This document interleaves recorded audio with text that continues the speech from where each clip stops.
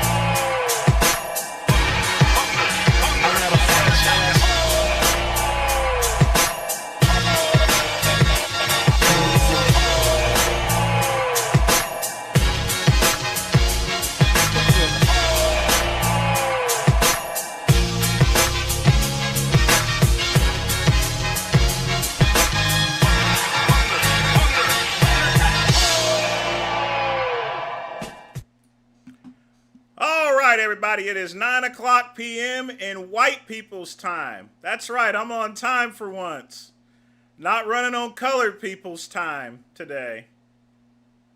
That works out for you guys. Honestly, I like colored people's time better. But folks, welcome to the Midnight Run. The greatest live stream on YouTube right now. No one does it better than the great one. All right. This show is so bad it makes you jizz in your pants and tickles your pickle there. Now, I'm not trying to pat myself on the back like Barry Horowitz, but, you know, if you don't feel good about yourself, then who is? You understand? That's what confidence is all about. What's up, KDB? Ryan, Chuck E. Cheese, you getting in early. Well, for all you people that have gotten in early, I got a little surprise for you. Now, folks, lately, there's been a shortage of cigars. Because of all the tariffs that have been going on, a lot of my favorite cigars are disappearing. I can't get the Gurkha Hudson Bays. My Fedoras are not gone. Can't get my Sassoons or anything. You see, I always have a cigar that backs up anytime basically that I have a cigar that is out of stock, I have a replacement cigar. So, just like last time, the Gurkha Orange Sherpa, those are out now. Like I said, tariffs are killing everything. So today, we're going to try out these. These are the only things I could find with a Habero, you know, that was good price and everything. This here is a Gurkha Black Ops. Black Ops here. Let me open this up here. It's got a freaking skull on it, you know. Gurkha Black Ops. Let's smell it first.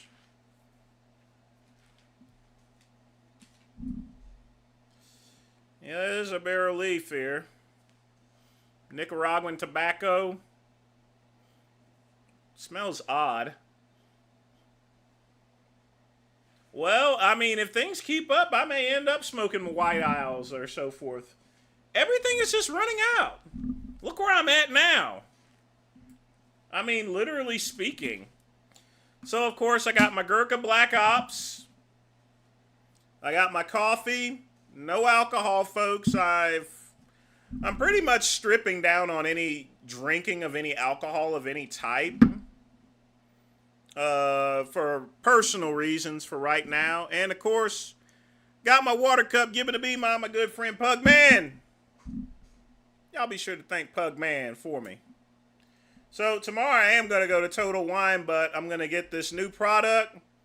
There's no alcohol in it or anything, but I've taste tested it. It tastes just like alcohol, and you can mix it like alcohol. You mix it like liquor and like rum and everything. So I'm going to get 2 bottles of that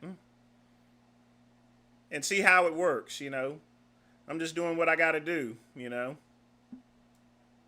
But I am cutting out things here, so...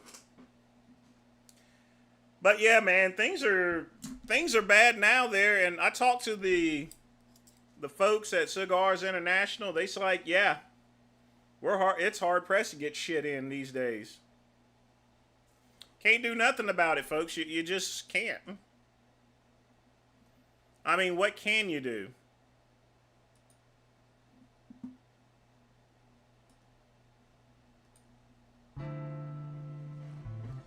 But in any event, folks, get your questions in. We got a new Bravo video out. I know Tefano put up some mints, and there's a bunch of other stuff that's been going on lately.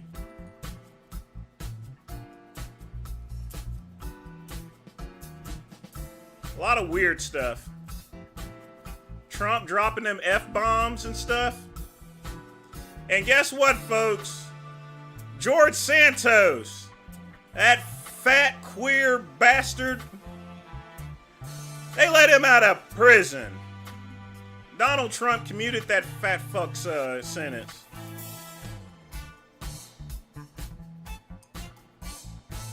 Can you believe that? He got his sentence commuted. That's messed up. I mean, he should be, he should be Chocho, you know? I guess he got tired of saying, I guess he was begging Trump, saying, people kept coming around saying, give me some chun-chun. Man, I was expecting someone to take his chun-chun, but looks like it's commuted, so he's free like a bird, a big fat bird.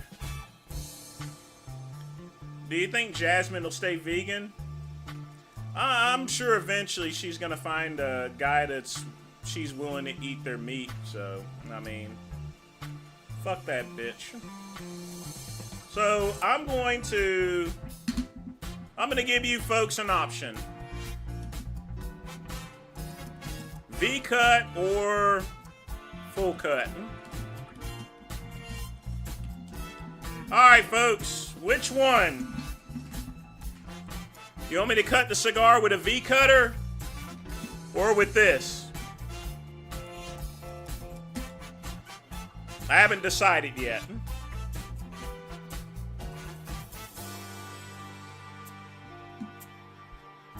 Now, I just got these today, so they're going to smoke pretty fast until they age out a little bit. And, of course, I got my Mark Twains. Uncut. Well, you gotta cut the cigar.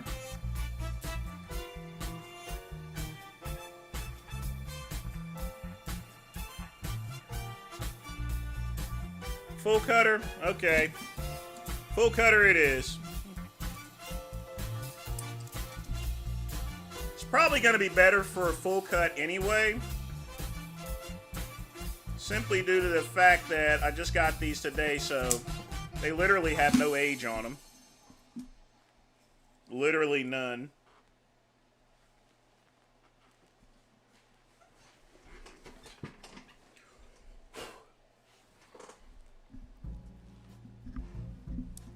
So I'm going to use this to toast it a little bit.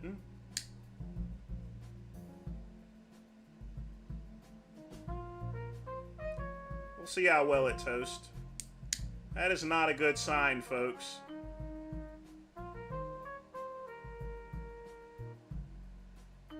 That's not a good sign.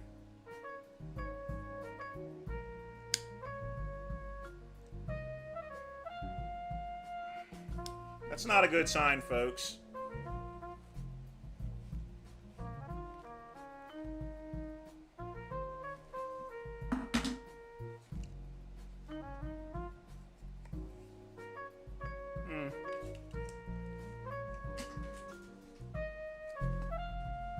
Am I out of mattress already?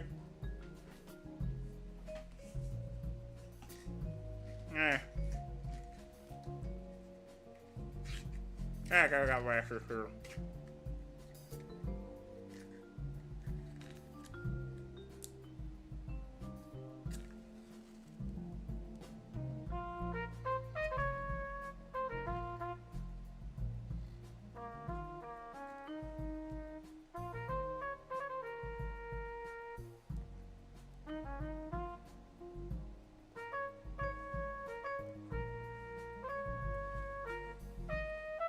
This thing is hard to light.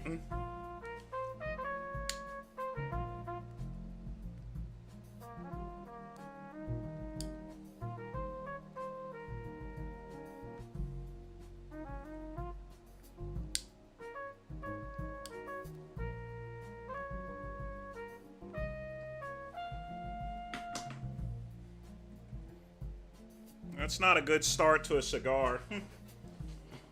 But it could be because I just got these today.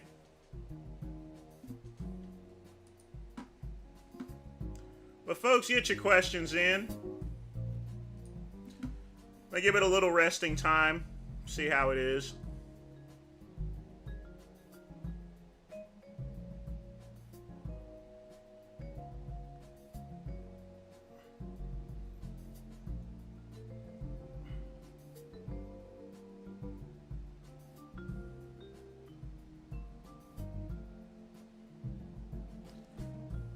You know, I've solved the KCB. I solved the horrible construction issue somewhat.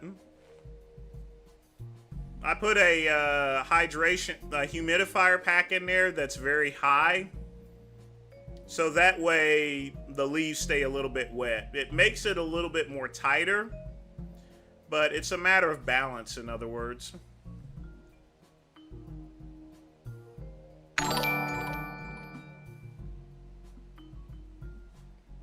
Quick Pump with a $2 donation.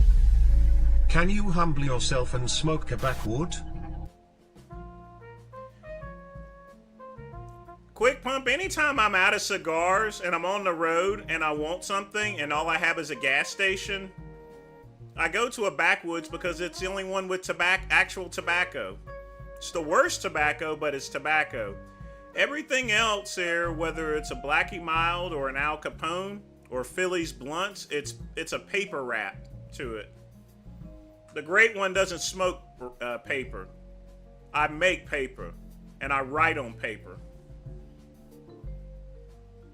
But I will smoke a Blackwoods up here one day for shits and giggles. But again, thanks for the donation.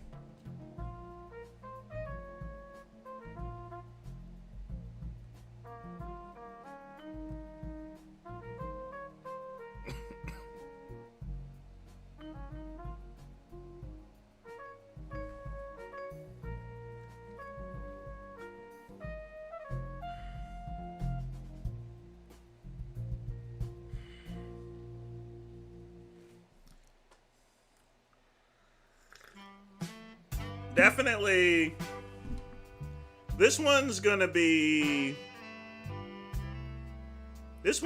pretty thick once it ages after a couple of days. Once it stays in the humidifier for a bit, this is gonna be pretty thick.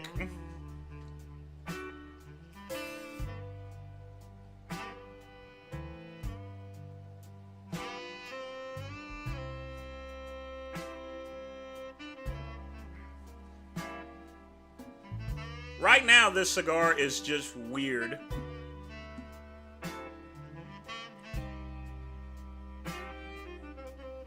This cigar is very, very weird. I don't know what to make of it.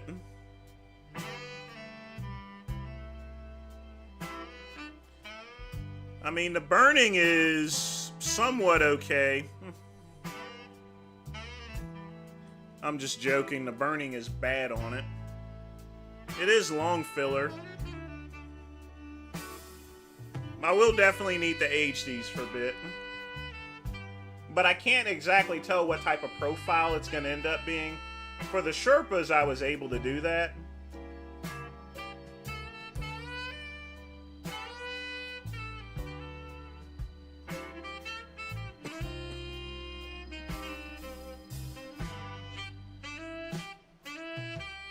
Yeah, the reason why I'm coughing a bit is because I'm trying to gauge the actual flavor to it.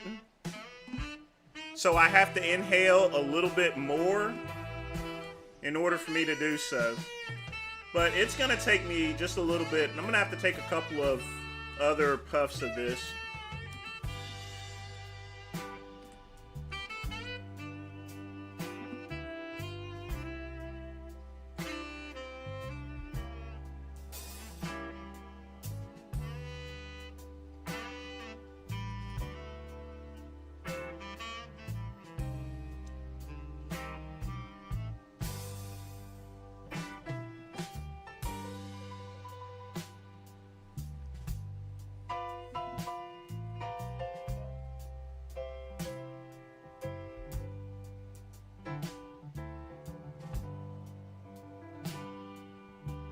Gonna be very spicy.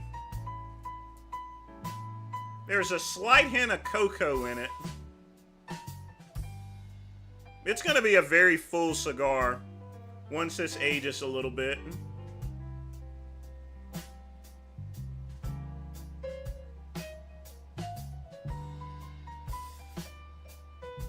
What's up, Jeremy? How you doing? It is very weird energy.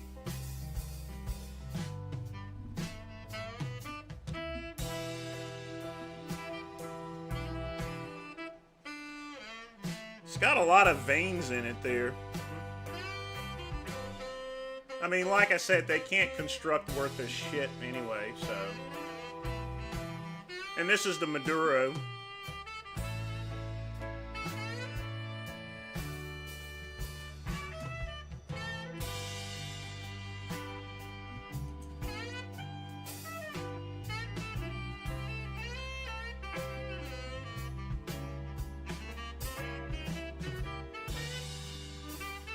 Yep, this is going to be very peppery.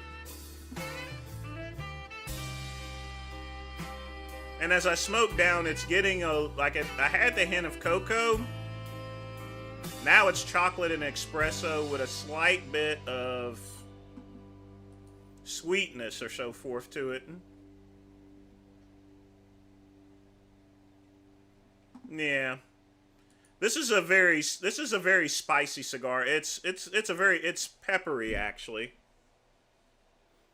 This is a peppery cigar. It's like a spice peppery chocolate cigar.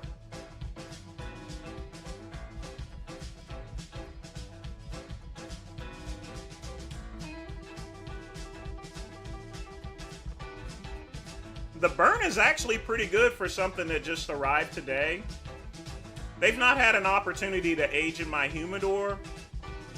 And it is burning slow, too, and even. Definitely Cuban long filler, but it's just... it's kind of odd. Because I don't know, it's going to be very full. Definitely Maduro. It's going to be strong once it ages. It's already a little bit strong. But it's going to be strong and peppery.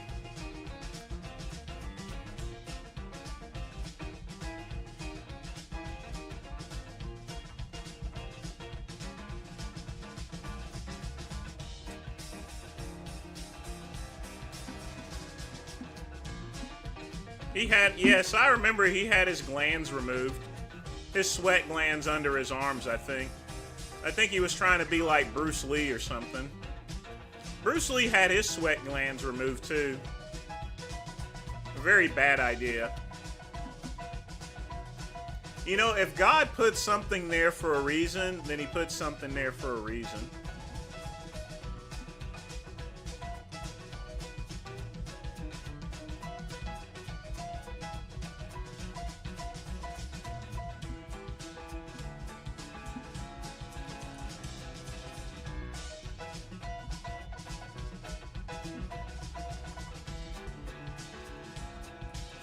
I'll tell you right now, Frank Tufano's a weirdo.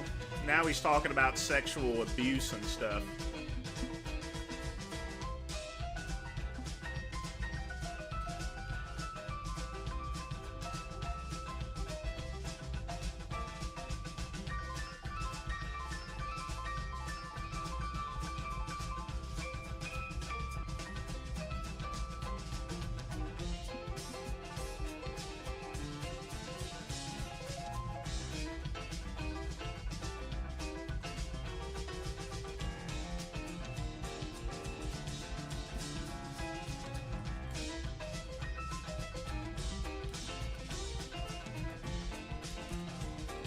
Looks like the router's acting a little funny today.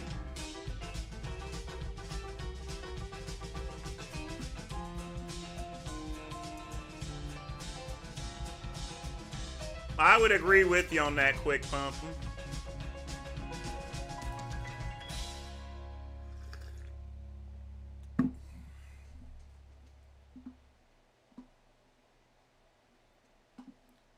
But you know what? Let's go ahead and play the Frank Tufano shorts. And then the first video we're going to start with, of course, is the Bravo video.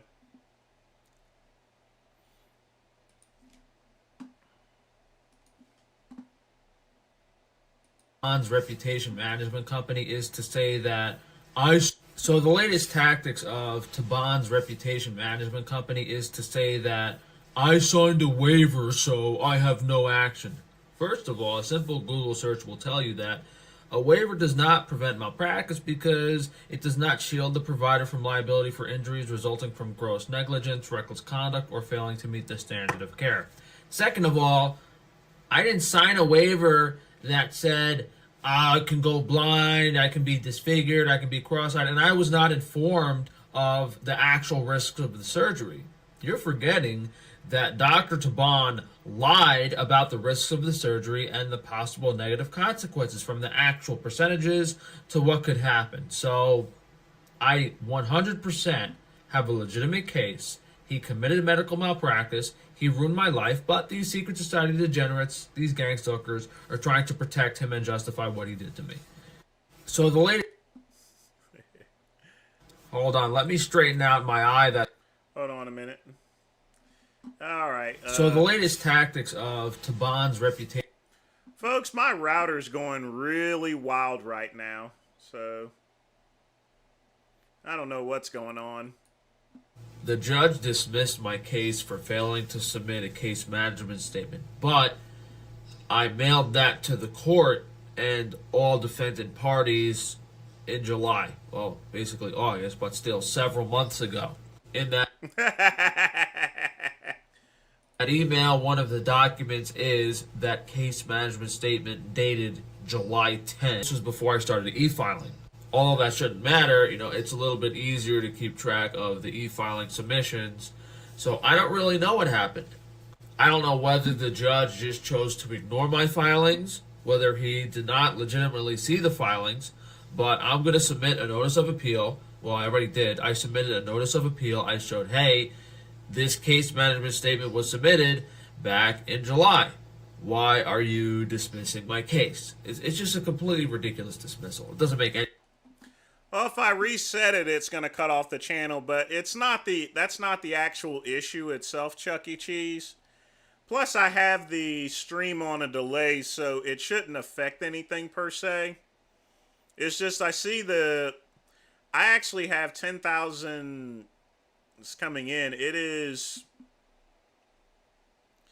Well, it takes at least 2 to 3 minutes for my router to reset. It's not the same as your general router. This is the cellular router, so it takes a while to reset itself, and then I have to reset the settings here on top of that. But I have the stream on delay, Chuck E. Cheese, so there shouldn't be any effects. I'm just watching the signal go up and down like crazy. So, but this is why I put the stream on a delay by about at least a minute or two, because it allows YouTube to compile things together, and that way the stream runs smooth.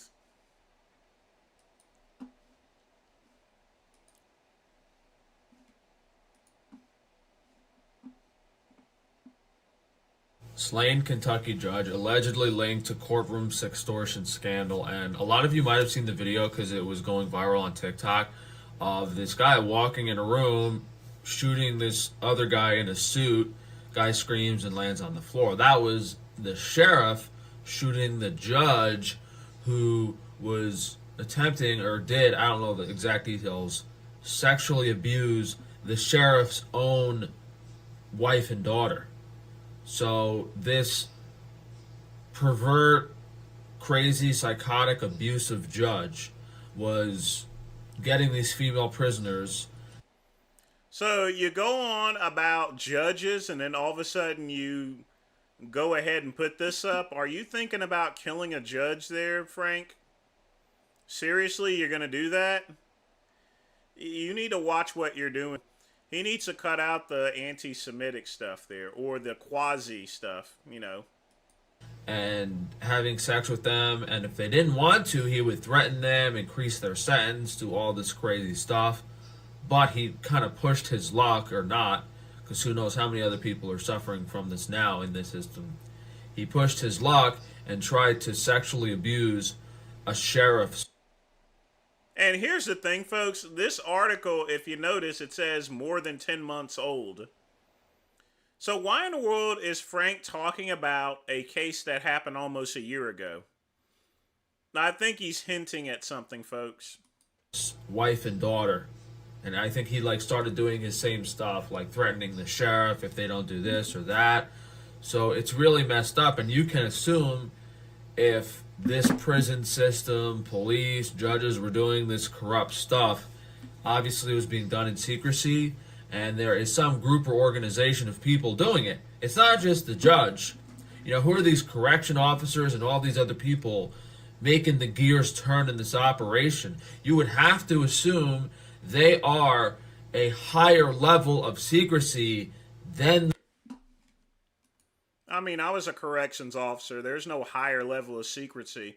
I just got $12.19 an hour. What are you talking about, Frank?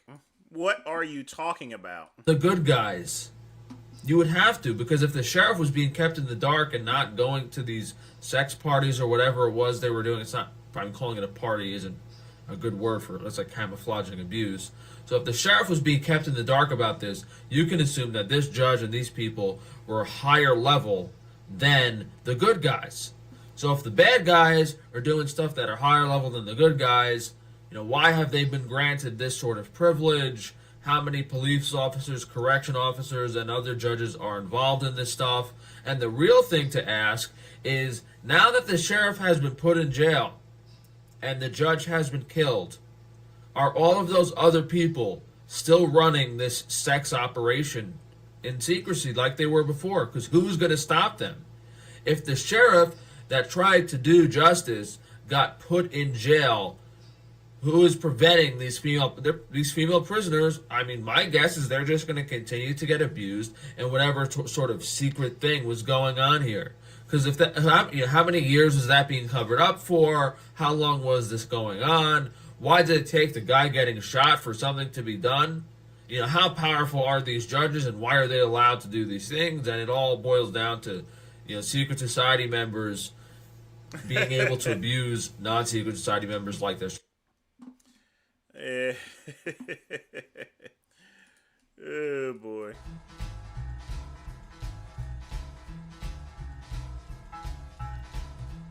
But folks, get your questions in.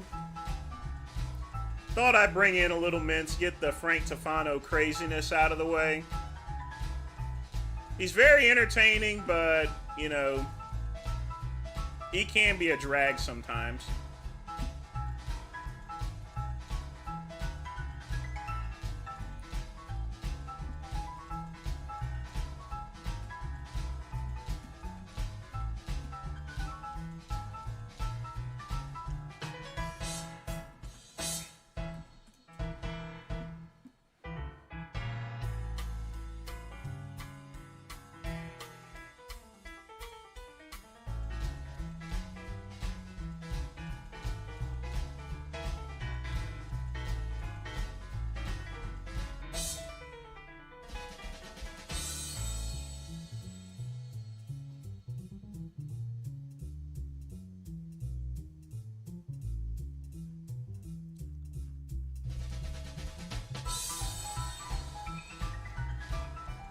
Greenville needs better internet coverage. No, Chuck E. Cheese. Greenville has great internet coverage. They have fiber and cable. It's just the area that I live in. I mean, this place is peaceful. I love it. The only caveat is no high-speed internet, but I can deal with that. I didn't really do much with my MySpace. I'll be honest with you. I didn't do much with it.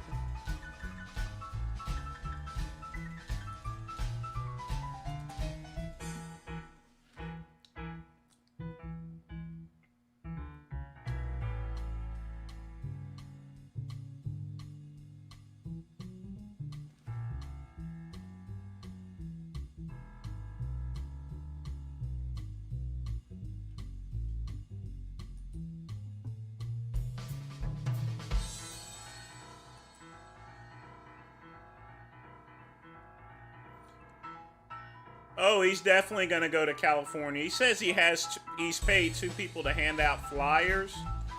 I can almost guarantee that he gave them the money and they're not handing out shit. They just collected the money and ran. I mean, seriously. Literally speaking, if Frank gave me money to hand out flyers and I'm across the country, I'm just going to take the money and run. Screw that. I'll take pictures of me handing out flyers and then I'll just keep collecting money until the jig is up.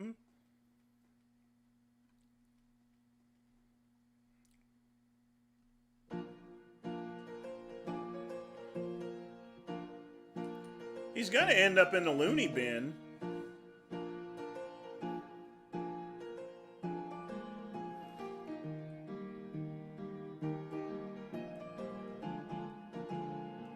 Now, folks, the Great One has discovered a brand new channel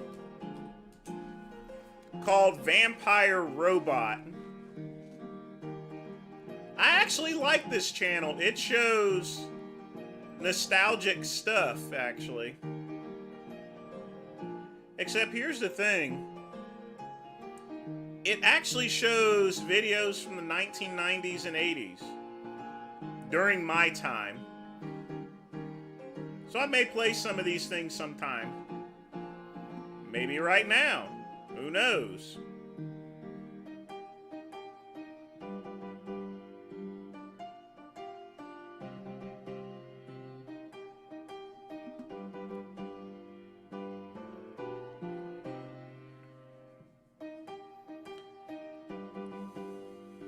I pay $15 for... Yeah, I know. It's about the same price around here if I live downtown near Chuck E. Cheese. Internet is super cheap.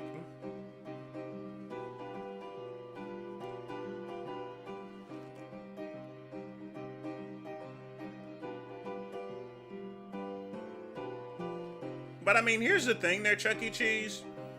As long as I can stream... I mean, the only difference is I have to pay $200 to $300, a little over $200 a month for, you know, the cellular internet service there. But, you know, I can deal with that. I mean, I really can.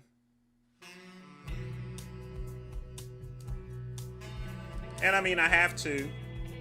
I mean, right now I'm using LTE Advanced for internet.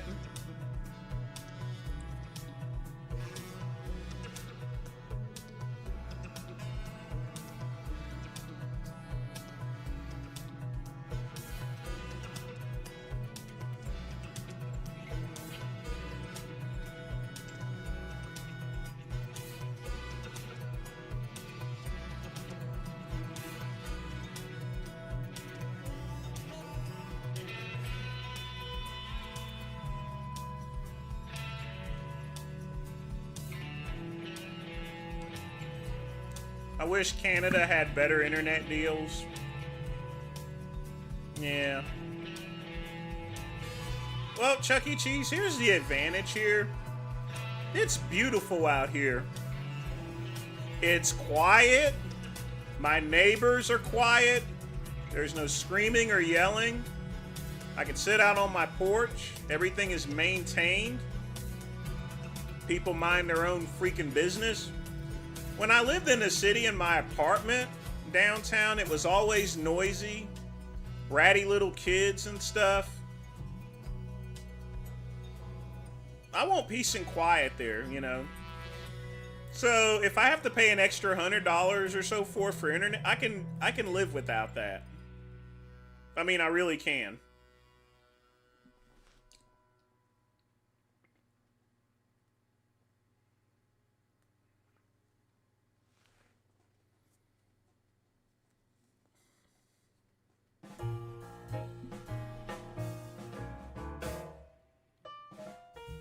As far as this cigar is coming, it is getting stronger, I can tell you that.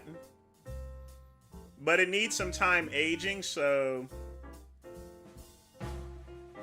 I will probably get a couple of... Well, I gotta finish out the back deck and stain that, and then I'm gonna put another coating on the front deck as well.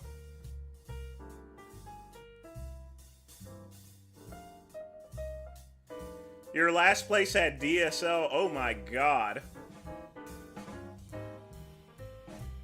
I remember having DSL back in the early 2000s.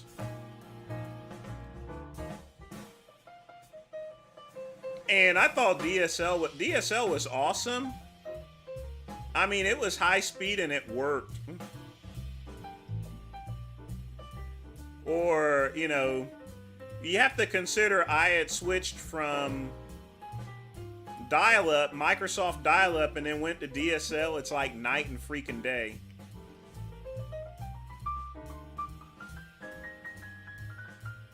Now, folks, I'm going to give you a little something. Back in the late 90s, folks, early 2000s, I had my laptop, and in order for me to get on the internet with my laptop, I had to take my cell phone, my Motorola 120E, and it had what was called a phone kit. You take it, you plug it in, and then you plug it into your laptop. You dial a couple of numbers on there. You're able to get, it was hooked up to a little box that was there. I never had a T1 line.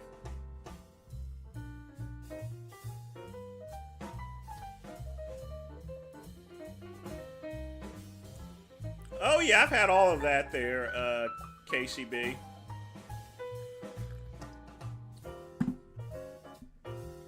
My first modem was 1200 baud, literally.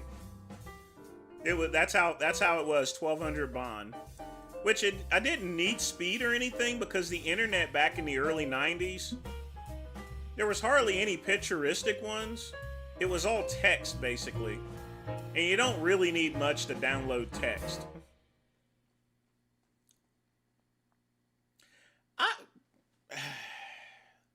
Dial-up for me was fine. You didn't really need anything that fast, really. Actually, my mistake. My modem was 2400 baud. My first modem. 2400 baud.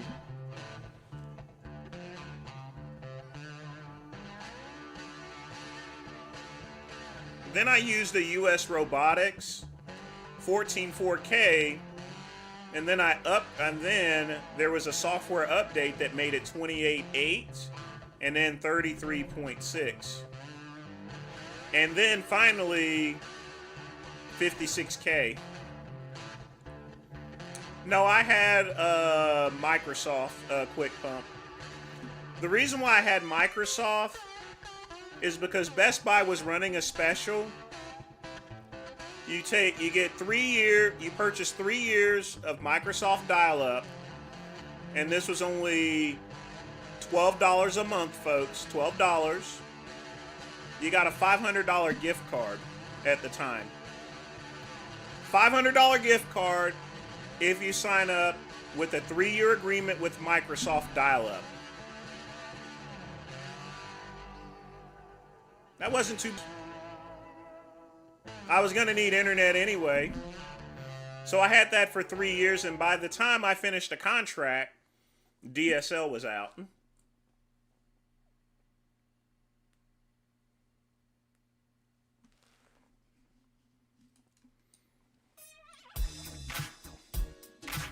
No, mine was an Atari STF.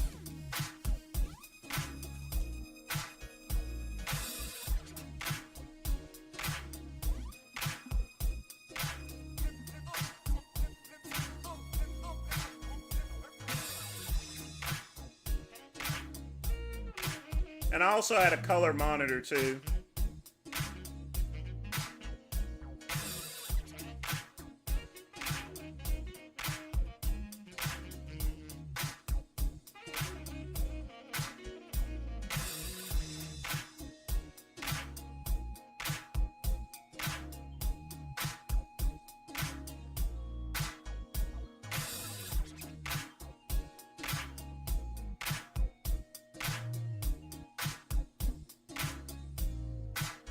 So, actually, there's actually a video now on this. Let's see. This is what my system looked like here back then. If you really want to know. That is exactly my setup, except the difference is I had a different stand, but that's my actual computer I had, and that is my actual monitor. It was an STF, and I had an Atari ST, and that's where I did a lot of my trolling back in the 90s, folks, on the bodybuilding news groups. This is a setup I use in order to troll Dan Duchesne and Mr. X and stuff. That is an Atari STF. Now, one of the quirks on this here is that sometimes it was hard, this thing wouldn't cut on, so you had to do what was called the Atari drop. So you would take the edge of it and you would take it up an inch and then you would drop it down and it reseats the chips in there to turn on. But that is a bona fide Atari STF. Now it looks like he's modded it with a USB stick or something, which is pretty cool actually.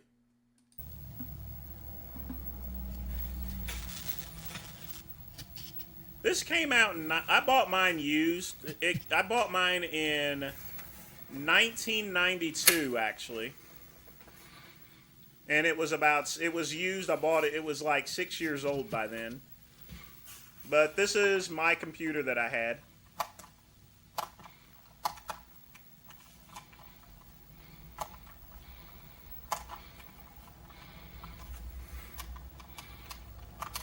So if you guys want to know what 1 meg of RAM does, it's this.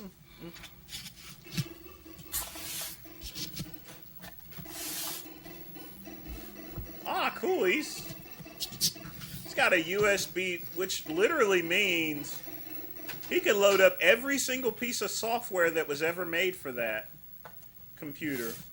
And there's thousands and thousands of programs that are probably on it. That's freaking awesome right there. Now, I usually don't post some geek stuff up here, but this is my main weapon that I used to troll people back in the day. This here.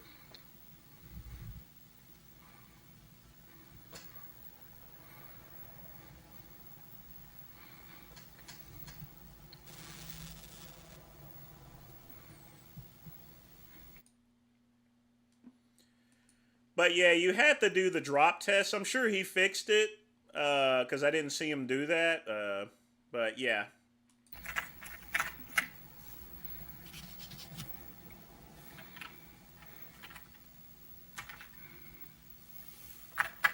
Now that's the secret of Monkey Island. Ooh, ah, ah, ah, ah, ah.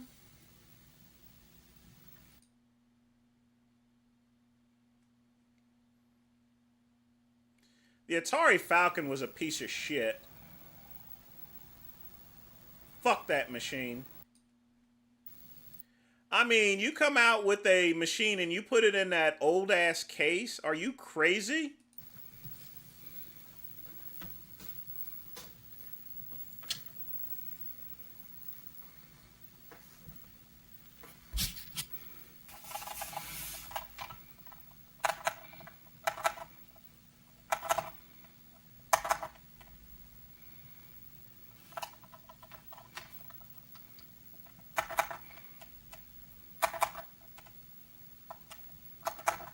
Well, some things don't change.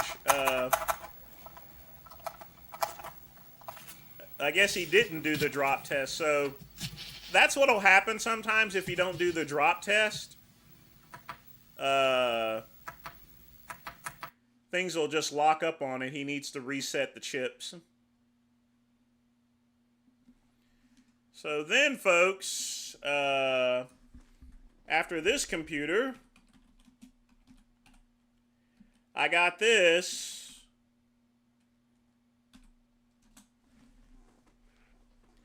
When I left the Army. So then afterwards, I moved to an Atari Mega ST. And this is a Mega ST right there. So this is what I moved to after the STF. I had this computer right here.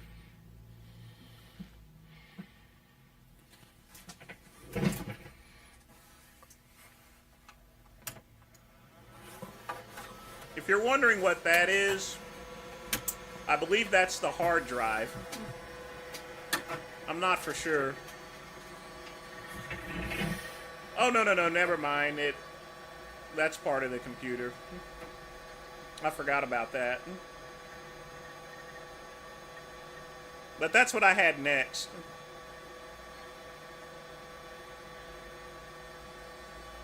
As you can tell, a little bit clearer.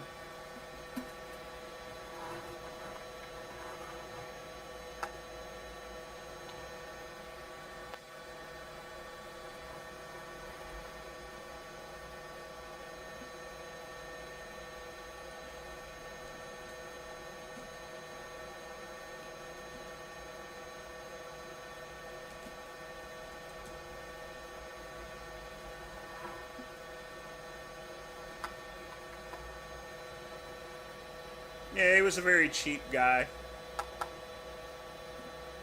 But that's a Mega ST too.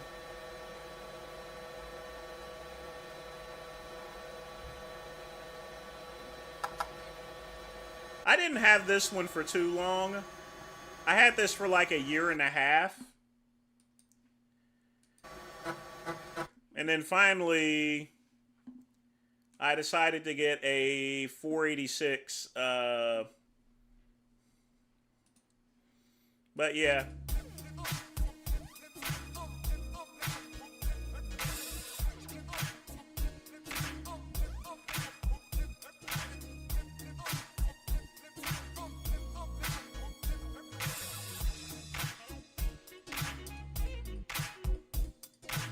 KCB, the Pokey chip was in the cartridges, not the computer itself. A Pokey chip is cartridge based, it's not hardware based. So it needed an actual sound card in there. The Pokey chip was a go around from the Atari 7800's 2600 sound chip, and the reason why it had the 2600 sound chip is so the 7800 would have the ability to play 2600 games. They should have just got the sound chip and then just got an attachment to where you can play the old games.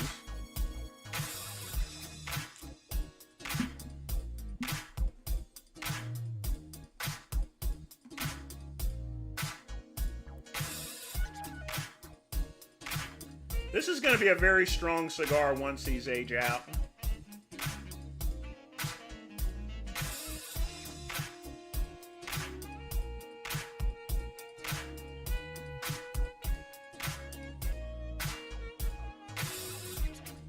Yeah, peppery chocolate. I'll tell you right now, those Sherpas, man, they were smoking awesome once they got aged, so.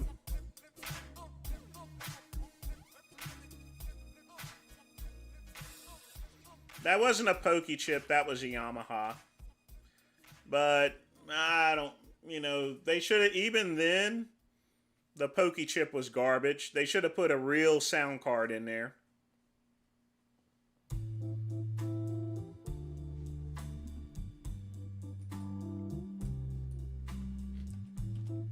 Because let me show you this here. And I played, here's what the Pokey chip actually did. Hold on. Now, you guys saw me play the game before. So, I played this on the live stream.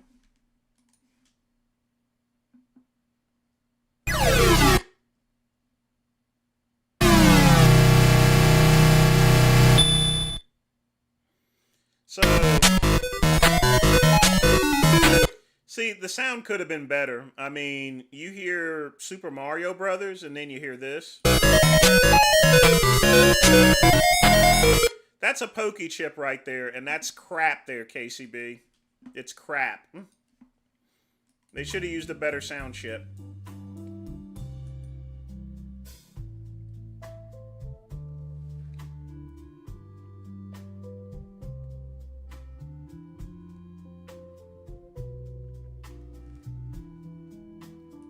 I mean, the thing about it is, folks, the one good thing about the game, I mean, it looked so good back then. I mean, the 3D graphics in 1984.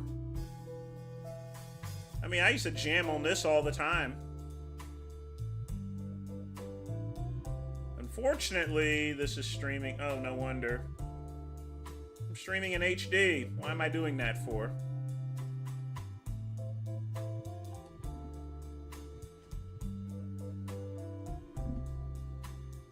But the graphics were so clear on that one, so, yeah.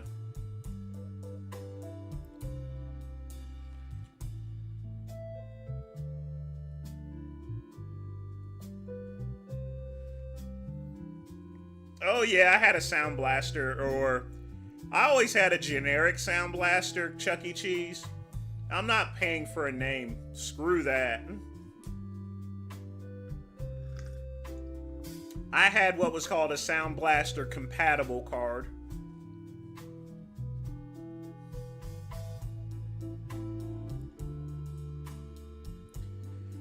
But you know what? A lot of people are taking those 90s computers and they're loading up light versions of Linux on them to get them working again. It's amazing technology there. So, you have a 20-some-year-old computer and you're running YouTube on it.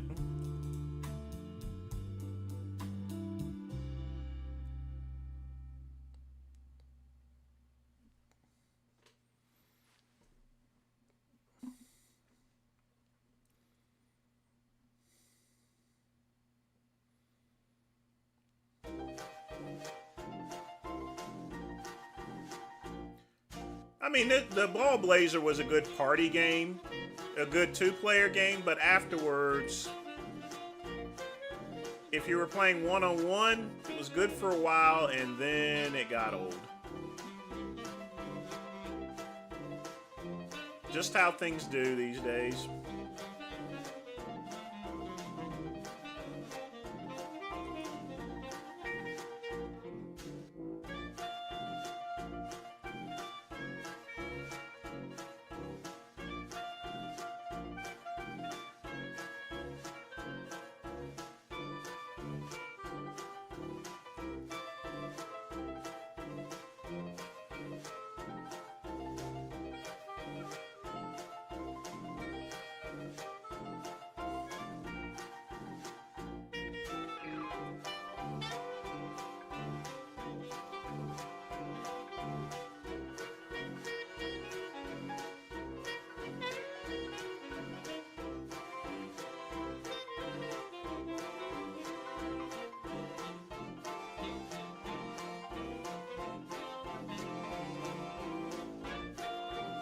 My dad had some discount through his work for a Gateway 2000.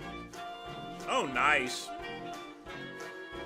All during that time, after I got the 486, I never bought an actual computer. I will tell you this right now, folks. I have never bought a brand new computer in my life. All of them were either I built myself or I buy, and right now I have what's called e-waste. I have an e-waste computer that I just did some upgrades on. There is no need for someone to buy a brand new computer, folks. With all of the job layoffs and stuff like that, there are tons of computers that are floating around. You can get one for like $100. One of those office computers. Jazz it up a bit. You got business. I mean, look what I'm doing right now. I'm streaming and stuff. I'm able to do all my work. You know, my cousin Vegan Gains, he spent like what, $3,000 or $4,000. I've spent less than $200 on my computer. And I do all my work. I do my live streams. I do my graphics and everything.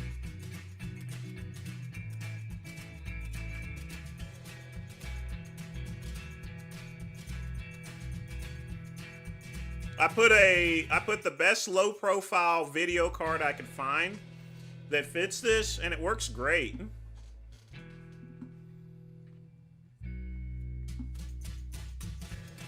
But yeah, folks, there's a lot of office computers around, Dell Optiplexes and stuff, i5 computers.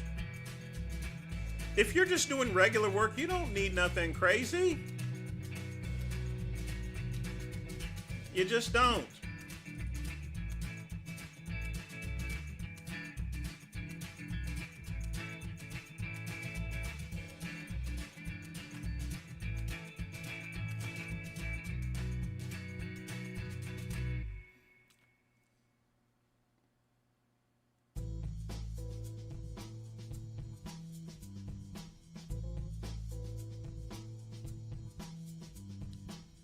This is one peppery. This is a very peppery cigar. It's going to be. This is going to wreck some heads once it gets some age on it.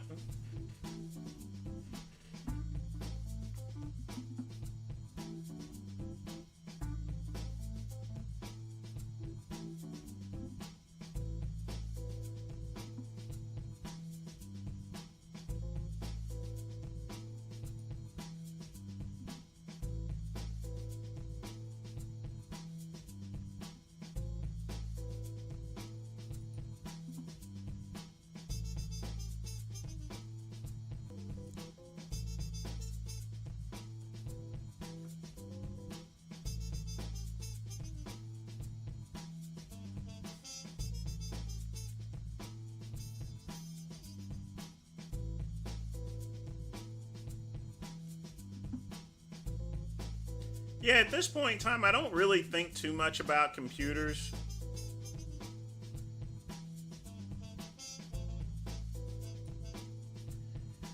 For me, I mean, nowadays, they're cheap and we've moved on to bigger and better. I mean, this here, my phone, my Samsung, all I gotta do is hook it up and it turns into a computer itself, a DeX station. We have grown out of our infancy, folks. Everyone practically owns a computer nowadays, or should. If they don't, they should.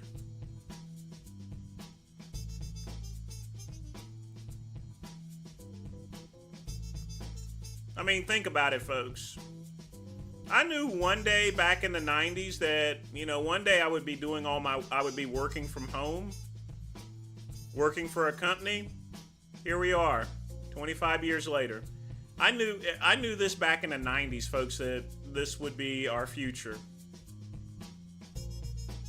I just thought it would happen 50 years from now, maybe, but COVID changed a lot of things, folks. It really did.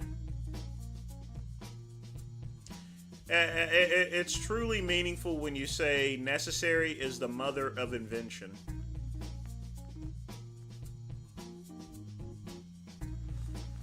So we're done with the cigar. Be sure to twist and not jab. We shall put that to the side, folks. And we're going to go and get started with videos. Are you guys ready? Hey, Truth, how you doing there today? Are you still bitter at me putting you in timeout? Jeez. A little salty today, ain't you?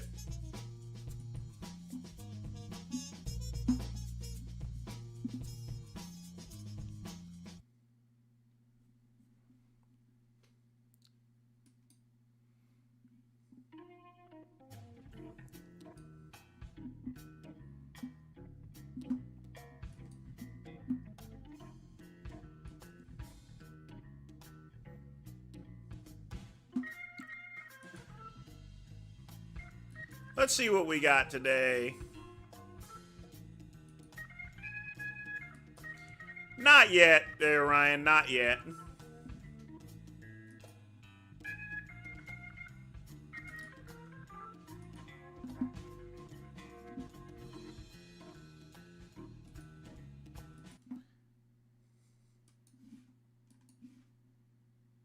That this doctor messed up, so I can call out this judge for dismissing my case. How crazy is this fucking situation? I'm sitting here half blind, eyes in different directions from what this doctor did to me, and I'm sitting here explaining how crooked and corrupt this judge is. And I wish I read these before I made those other videos, because it's actually insane. I'm convinced that this is one of the. As far as a judge with Yelp ratings, they're never, I mean, here's the thing, folks. You're getting dragged into court. Most of them are for criminal offenses. You're only going to get 1 stars from a judge. You're in court.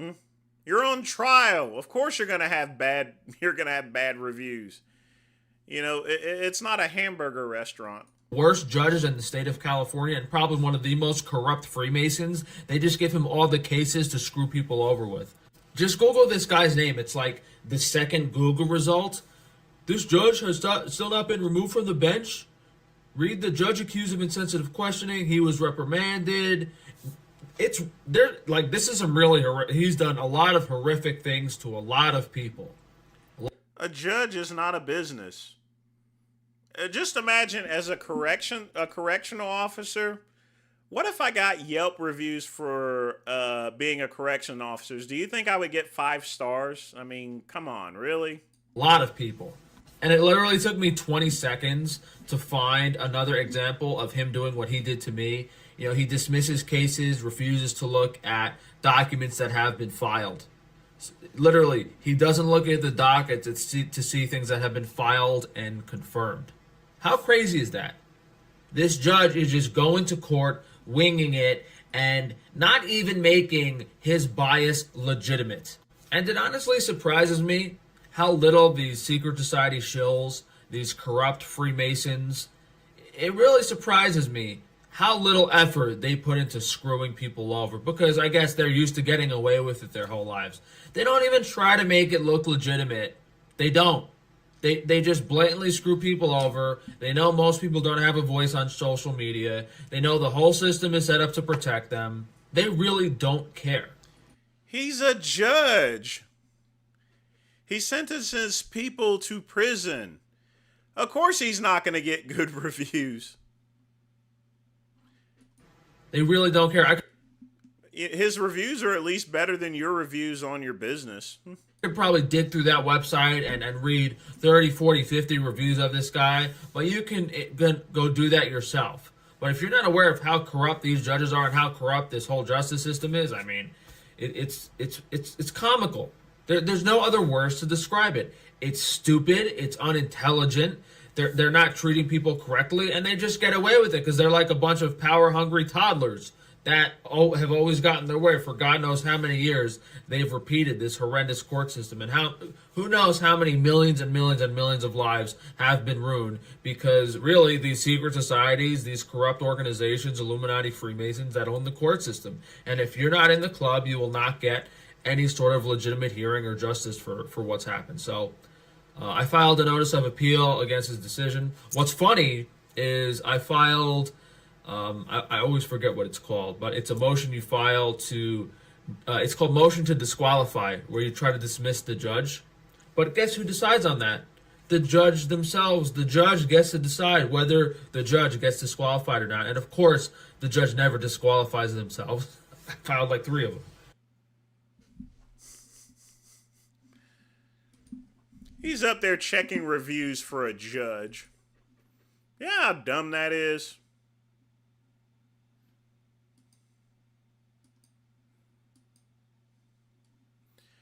I don't know of any judge that's going to have any positive reviews, if any. Most of them are going to be negative, and they should be. You go and sentence someone to prison, and yeah, you're not going to get one. What do we have here?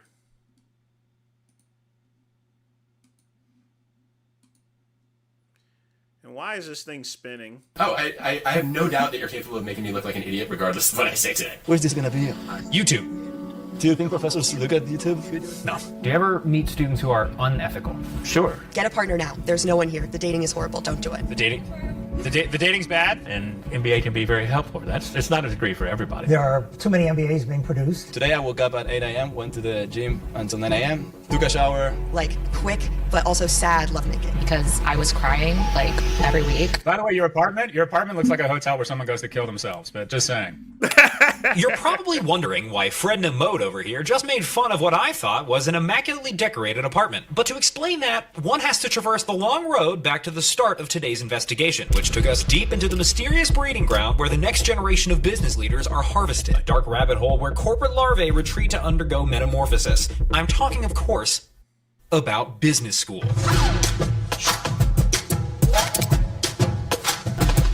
I mean, seriously, with the trench coat, that's pretty cool. The Master's in Business Administration, or MBA, has been the most popular graduate degree in America since 2010. Roughly 250,000 people are enrolled in MBA programs worldwide, with over 150,000 here in the US. However, only a tiny fraction of those students are enrolled in so-called top-tier MBA programs, stemming from universities like Harvard, Northwestern, Duke, and other stickers on the back of the Jeep Grand Cherokee that just cut you off. And yet, despite these programs' prestige, some critics wonder if the degree is too expensive, too exclusive, or just plain overrated. So what's up with business school? I spoke to students, experts, and exactly 2 bald men to investigate as thoroughly as I could. Our investigation began at the Darden School of Business in Charlottesville, Virginia, where I spoke with students to try to better understand life inside an MBA program. MBAs, what do we think of them? Interesting bunch. How'd you end up here? I was having a good time at my old job, but decided that I wanted to do something different, and business school seemed like the best and most expensive way to do it. Why get an MBA? I think it helps you understand all of the facets of running a business, see multiple people's perspectives, like accounting or legal or marketing. And why is it necessary to know marketing's perspective? They're stupid. Has it ever happened where you hadn't done the reading and you were called on? No. Do you read the cases every time? I do not. The average Darden student, I think that's 2 kinds. You know, like people who went to prep school and who feel like they've always been the cool kids, but are really not the cool kids. You have that as like the average student. And then the other end is people who are actually cool kids, but don't think they're cool kids. Maybe if there was a prep kid standing right next to you, you would say, no, I actually think he's very cool. I would be frank to say no. Okay. What's more useful to know for a life in business, ethics or golfing? Oh, that's like a really hard question, actually. Probably golfing. Today I woke up at 8 a.m., went to the gym until 9 a.m., took a shower, grabbed coffee at Darden, went to class. It started 10. I was late as usual, 10:10. 10 minutes late. I just came back from classes. I was gonna change clothes, go to play tennis. It's basically Darden Friday, so it's Thursday, so I'm done for the week. I'm heading out to the West Coast for a concert. What concert is this? It's a Coldplay concert. It was beginning to sound... Coldplay? Does this guy look like he listens to Coldplay? Yeah, he looks like he listens to Coldplay. like business school was the absolute tip nonprofits. The only problem was that one extremely boring thing kept coming up. What industry did you work in prior to your MBA? Consulting. And what are you hoping to work in after your MBA? Consulting. Now, what are you hoping to get out of this MBA program? Hopefully a job in consulting. I would be going into consulting. What clubs are you a part of? One is a consulting club, and the second one is a community consultants of Darden. So I'm going into consulting, but specifically for nonprofits and philanthropists. What industry did you work in prior to Darden? I was doing consulting before. Got it. And are you hoping to enter consulting after MBA program? Yeah, different type of consulting. I used to do financial services consulting, and now I will do strategy consulting. Mark, what did you do before business school? I was a consultant. And what do you hope to do after business school? Definitely not consulting. Finally, some diversity. All right, Ryan, we'll check out the clips. We got plenty of time. Thanks, Mark. But I had to know, what was it about business school that prepared these people for a world in consulting? What were some of the skills that you learned during your time here at Darden that you think are going to be applicable to this new job in consulting? Being able to say something that sounds like you know what you're doing when maybe you don't. Part of this is learning how to give an answer even if you know a quarter of the answer. We'll never give a definitive answer because then you'll be held accountable for it. Trying to convince the client whatever you're saying is the right thing to do. Indeed, consulting and other big buck industries like tech and finance are often what these MB baddies are aiming for. But the reality of tossing back Sauv Blanc at a Deloitte networking event is often less glamorous than one might think. What was the recruiting process like for consulting? We've heard that it's very fun. Fun is relative. So basically they'll come and they'll go to a winery and then you stand in a circle and then you try to talk to one person even though there's 10 or 15 of you and you try to get in one question and make an impression and then you send a bunch of emails and have coffee chats. Darkest time of my life. Why? You say the same thing each time and you have to do literally 100 if you're recruiting investment banking. You say, hi, I'm Kiana from the Philippines. The reason why I did an MBA was this. The reason why I wanted to go into investment banking is this. And I love your bank because of this. And it's the exact same thing at each point. Now imagine doing that 100 times. No, thank you. It takes a lot weirder stuff than that to get me off. It was at this point that I realized talking to these silver-tongued consultant hopefuls wasn't going to get me anywhere. I needed to go straight to the top. Instead of talking to the people who learned the lessons at business school, I was going to meet the ones who teach them. Beautiful day out. Business school professors. I don't know any myself, so I googled famous business school professors and found this guy. What's the point of business school? Is that a genuine question? Yeah? Yep. I have a theory of ties. When you realize they're a symbol of authority, and then you realize where they point. You have to see them as decorative. And what happens if they're... This is oddly very minty. Consulting. Yeah, I've heard that before. I have an MBA. I have an MBA. I have an MBA. I can make a successful business. There's nothing like real world there, you know. I've ran a business for over 25 years. I'll put my 25 years up against any MBA. They're looking like this, is that... Well, I don't know what it says about what they're pointing to. Adam Grant is a New York Times bestselling author, organizational psychologist, serial TED Talker, former magician, and current professor at the University of Pennsylvania's Wharton School of Business. And Ed Freeman is a professor at Darden who I think just made a dick joke. I think the point of business school is to teach people to be better at running businesses, maybe. And by better, I mean both more effective and also more responsible. Back in the day, I would say the focus of the MBA was on how to make money. I come along and I teach ethics, and that's a very small piece of it. Now, it's a much bigger part of the MBA. How have you seen business school evolve? I think in the wake of the 2008 financial crisis, we actually saw far fewer bankers show up here. And we also saw fewer students want to become bankers. That means we have probably a few more consultants. Consulting. Also a lot more students going into tech and entrepreneurship, but also a lot more public service, which I think has enriched the classroom a ton. You mentioned it would be good to see less bankers, correct? I don't know that I want fewer bankers. I would like more bankers who are trying to figure out how to build a financial system that serves people, as opposed to just saying, all right, I want to become a banker and maximize my own income. I've had students walk into my office and say, my goal is to become as rich as humanly possible. Can you give me advice about how to do that? Why is ethics necessary in business? There's this old story of business. Business is just about the money. It's just about money for shareholders. I tell people I teach business ethics. You know what they say. I didn't know business had any. 2 words. You put them together, oxymoron, like jumbo shrimp. Funny YouTube channel. I don't know. You know, the typical person who should be applying to business school, who do you think that is? So I think a lot of the people who do apply are basically career enhancers. They both want to improve their credentials and also gain knowledge and build their networks to try to accelerate wherever they're climbing. I think business school is actually better for career switchers than career enhancers. Business school is a great way to reevaluate your options and spend 2 years learning, hopefully, and getting to know new people and then being able to pivot after that. The makeup of a business school class today, how has that changed? Well, I would say when I first started, it's mostly white guys. I could never keep them all straight. They were all named Jim or Chip or an occasional Hiroki. And now we have students from Christ, 35 countries. When I got here, the class was hovering around 40% women for MBAs, and we hit 50% a few years ago and have maintained that ever since. So frankly, that was long overdue. I can't believe it took us that long. So we have more women. I guess by definition, that means fewer men. And that's a crisis. For whom? You gonna back me up here? I definitely don't think that's a crisis. Right. That's what I meant. After chopping it up with the boys, I was feeling optimistic about the state of business school. But over the course of our investigation, reports were beginning to pile up, indicating that the momentum of top MBA programs might be coming to a halt. Jeff Pfeffer, a professor at Stanford's Graduate School of Business, foresaw something like this slowdown over 20 years ago when he and Christina Fong published their article, The End of Business School. Well, here's the thing, folks. There's AI now, and AI is taking the place of a lot of these things that used to be done by business consultants. So we decided to fuck up some commas on Morning Brew's travel budget and meet Jeff at his house near Stanford University in California. Well, the state of business education is many MBAs being produced. If you were a university and you looked around 20 or 30 or 40 years ago and saw the growth of MBA education and saw the MBA tuition is higher than the university tuition, you would say, this is a booming business. I can make a lot of money. And so you'd start business schools. And so there was a proliferation of the start of business schools. And so the market overshot. Unless you go to a top 5 or top 10 school, you're not going to get much. You don't think it's not worth it? The difference between the students who go to the very elite business schools and the others is huge. The difference in the placement is huge and gotten bigger. You need to go to a top business school, or else it's probably not worth the investment. So Jeff says there's so many MBA programs nowadays that it's only really worth it if you go to one of the best ones, where you still stand a good chance of landing an elite corporate job. Scott Galloway, a media personality and professor at NYU Stern, told us more about the relationship between elite MBA programs and the companies that hire their students. Also, I'm realizing he looks like an exact combination of two other men from this very video. By the way, your apartment looks like a hotel where someone goes to kill themselves. Just saying.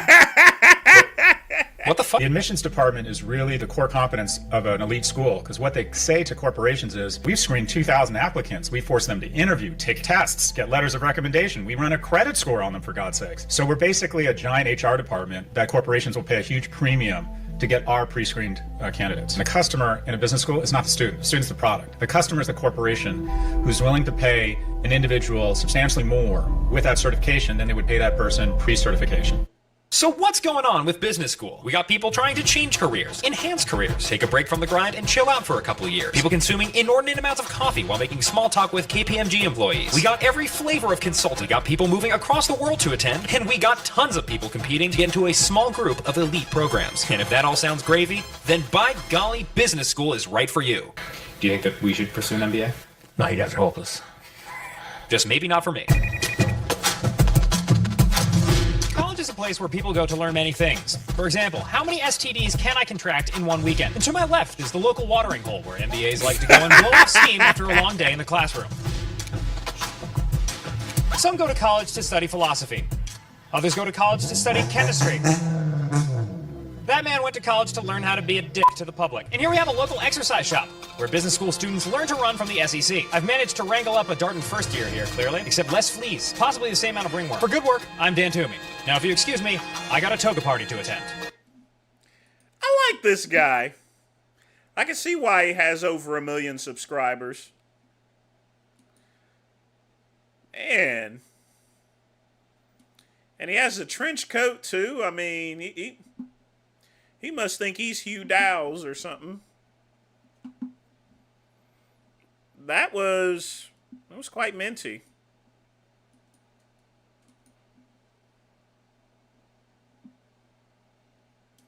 All right, let's see what we got next. 6, 3 to 12.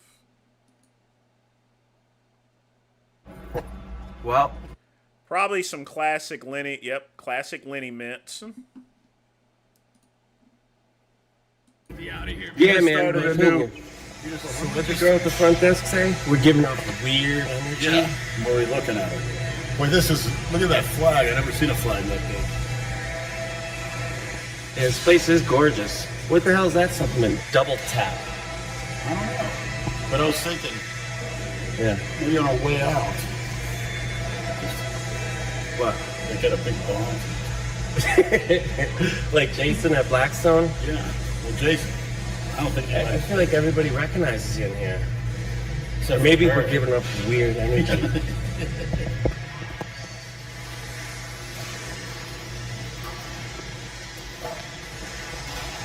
$7.99 for a cum rag, a red cum. What? Right here, Lenny. In this place. Ask, you know who, if we could have a sponsorship just for the free cum rags. This looks like the trapeze. No way! Don't compliment the trapeze. Them. This is great. Look at this. Why are you giving? You're giving off. We come in. She comes over. You're giving off weird energy. What the hell is that supposed to mean? See, that's the GHB releasing through our pores. Dale, do you get that? Say open up for a squirt. Maybe you'll have some weird energy. How about we give her a booty bump? A what? What if we should take that rectally? Would that work? Of course it would work. It would be too strongly. We'll have to do some experiments. Ask her to give us a booty bump. Imagine that you would last one. She'd go run into what's her face. Don't say it because I'm at the head of it, but yeah. Guys, we can't have this. Yeah. How much to release a Rolls Royce? When I was working at a place to remain nameless, one of my coworkers used to sell him and PJ all their Mercedes. Anytime like a exclusive AMG Mercedes would come in, they would buy it. He said they used to make like 25 grand a car off those guys. Hey, that's where we're headed, but we're putting our money to better use. Like chefs, all organic, fresh kills, perfect housekeeping with the most germ-free, mildew-free living facilities. Yeah, most darkeners, the perfect air conditioning, that type of thing. The wrong gallon. Oh, I wish I didn't. Not that it makes a difference, but I don't think so weird. You're giving off. I can't believe you guys are giving off weird energy. I think he's getting an orgasm. No, I can't use these locks. Why not? Because it's a combination. You guys are giving off weird energy. Oh, shit. You should have said, look at my shirt. You want to be sponsored by Human Filth? You look like a good representative. I'd like to lick the filth out of her rectum. When we're leaving, we'll say, for my post-workout shake, can you filth all over me? Can you rub your filth all over me, please? Rub your filth. Say I'm in the mood to get freaky and filthy.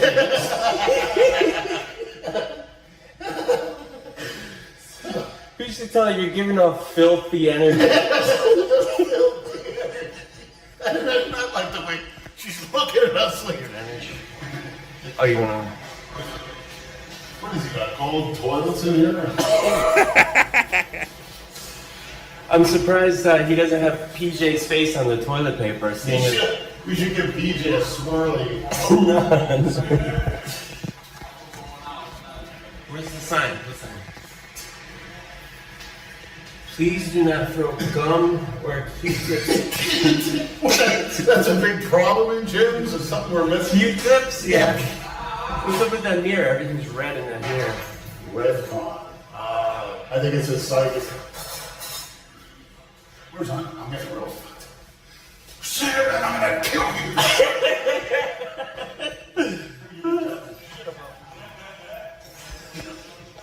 The world's famous Q-tips. For what?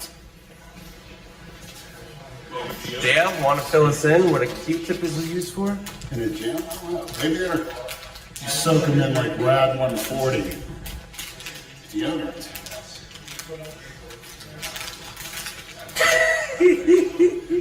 Nice, Simon. He wants everyone nice and fresh like PJ. If Blackstone had a gym, they'd have lizard-scented wipes.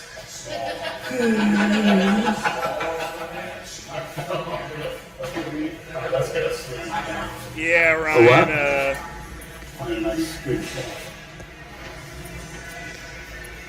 They're up there joking around in heaven right now. This place is Gorgeous. Yeah. Yeah. Wow. Fuck, man. Yeah. Wow.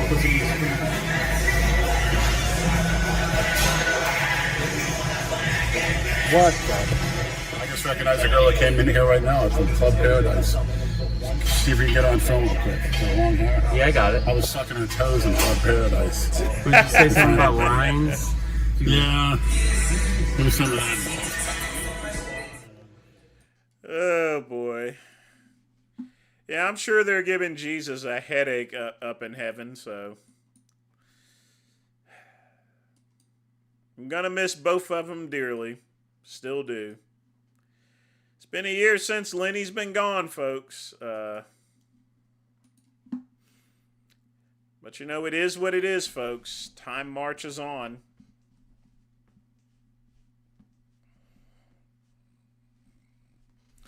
I think it got pretty minty to begin when Big Richard came up there. First thing he probably said, Jesus, you better find me a good spot or I'm going to rip off your head and shit down your neck.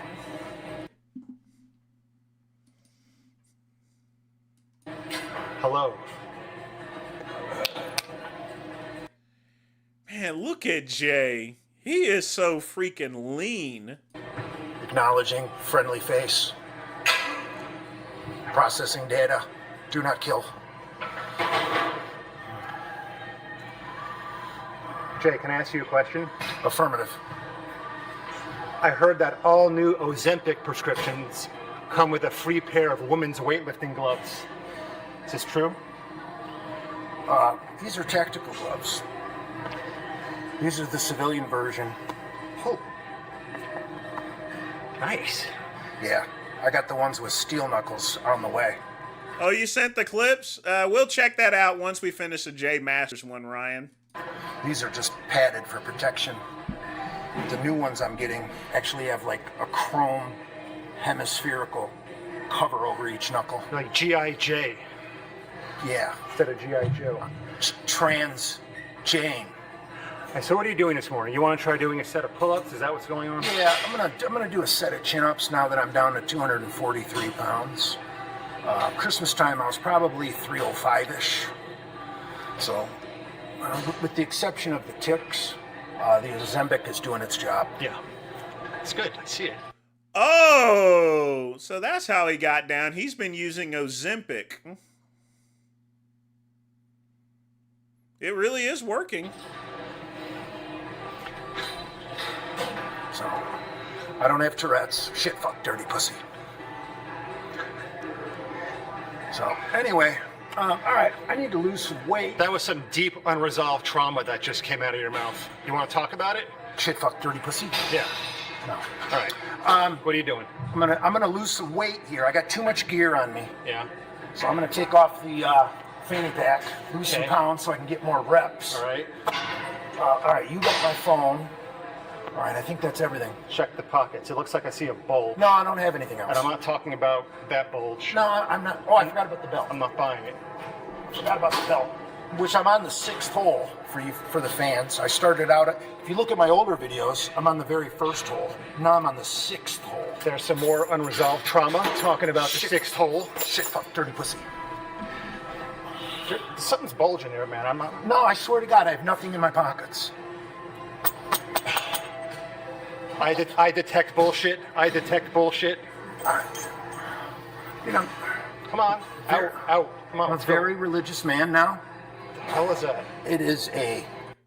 Well, Jay's in his 50s. I mean, and now that he's lost weight, the skin is loosening up a bit. I mean, he looks like what he's supposed to look like there at his age. Reproduction of a monastery jailer's key, and it has the Maltese cross. And you bring this to the gym, why? It makes me feel good when I hold it just like that. Can you use this? Go. He's just going to do one set of pull-ups when he's done doing a little show and tell session here. Okay, come on. What else you got? You want me to hold it? What are you just here? Yeah, I don't want that. You threw that on the ground. You're an asshole like Brad. Speaking of Brad. That's a compliment. Yeah, what? This is my bottle opener, okay? Bought it on Amazon. Conveniently fits on your finger if you're walking to a party. This guy is waiting for the cage, man. Here. What do you want me to do with this?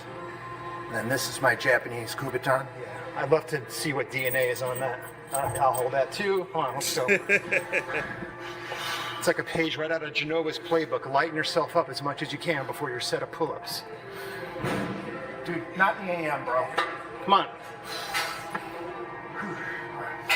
Come on. There's a big man right here doing chin-ups.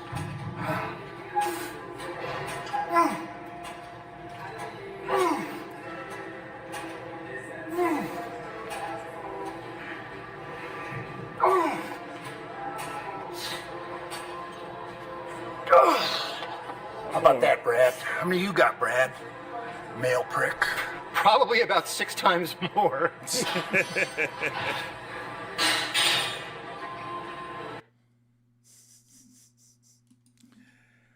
All right. Let's check out the Cuban mints. Let's see what you sent me.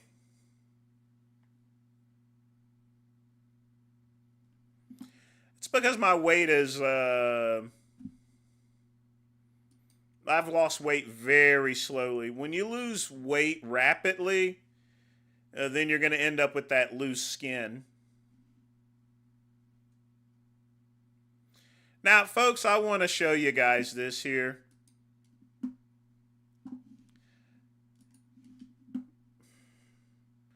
The great one's been at this massage place here. It's on the turn between Pleasantburg and East North Street. They're under investigation for human trafficking too. Which doesn't, I'm going to be honest with you, the place was pretty seedy to begin with. So, yeah. That happened. I was going to show you guys this here, so. Uh-oh.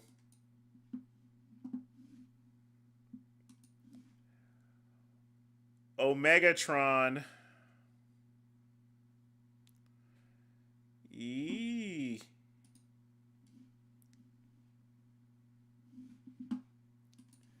What have you got there?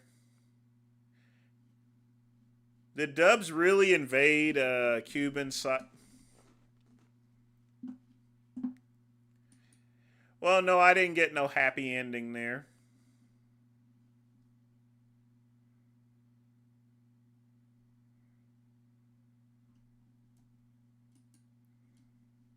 But the place was always seedy, in my opinion.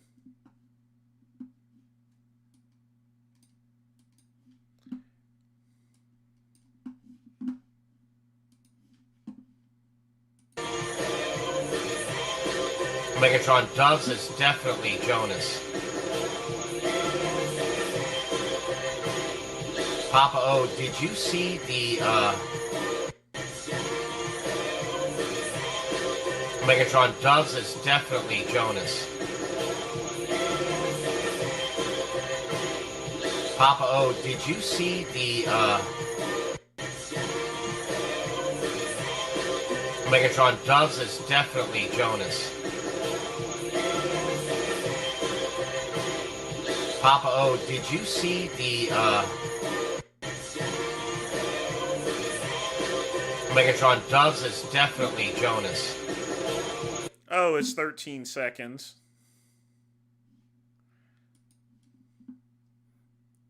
The next clip? Okay, hold on. I don't know why it's doing that for.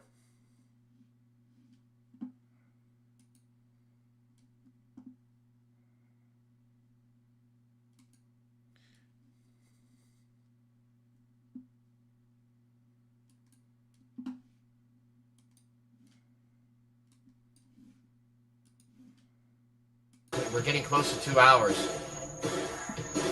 Dubs, I'm still waiting. I can't answer a fucking question that I have no clue to how to fucking answer it. I don't know what the fuck you're talking about. Don't know, number one, don't know what you're talking about. Number two, don't know who the fuck you are. Number three, I don't give a fuck. And number four, you can go fuck yourself. And number five, if you want to come find me, I've been doxxed plenty of times. Enough of this shit. Mentbeam, he comments one more fucking time, kick him the fuck out of here. I don't know who you are, dude, and no one gives a fuck. Find someone in this fucking chat that gives a fuck who you are. No one does.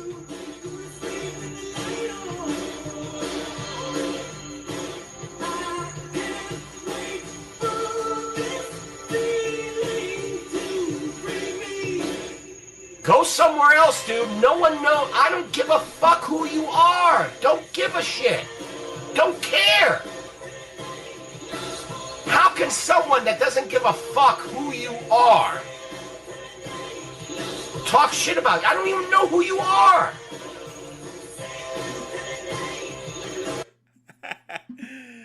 Yeah. He's going to really freak out. I mean, I don't know why he started that stuff up with Dubs for. But you know what, folks? It's just going to be a lot of mints. A lot of mints coming.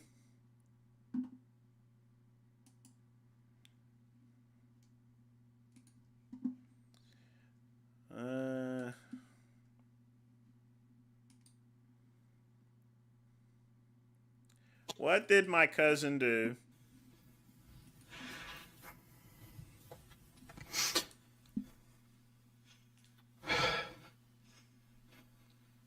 Jesus Christ, he is just getting pretty yoked at this point.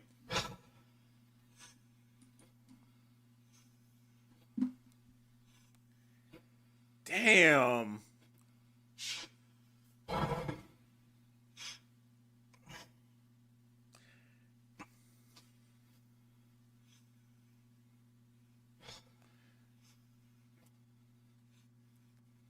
I will tell you right now, folks, my cousin has gotten freaking yoked. And he's getting big. He's getting bigger and leaner too. Oh. Definitely more vegan gains. Just holy moly.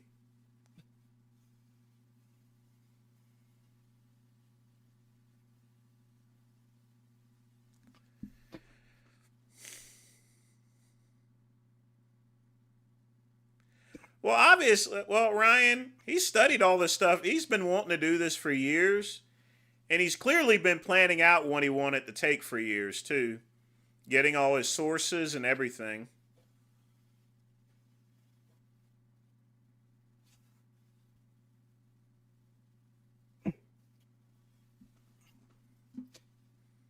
That is just freaking insane right there.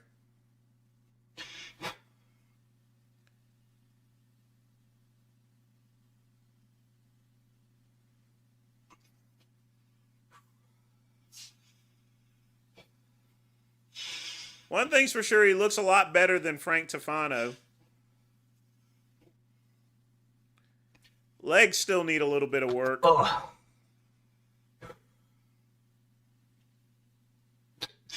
Shit.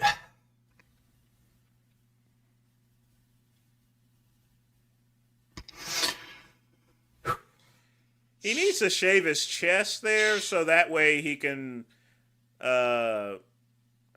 his chest would look a lot better if he shaved. But yeah, he's got to work on his legs. I think my legs are looking fairly proportionate, faggots. Well, I guess small legs, small legs.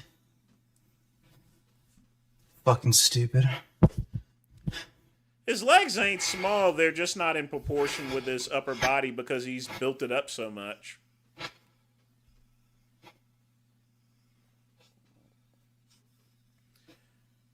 But I can almost guarantee the legs are going to get bigger. I think I'm looking pretty jacked.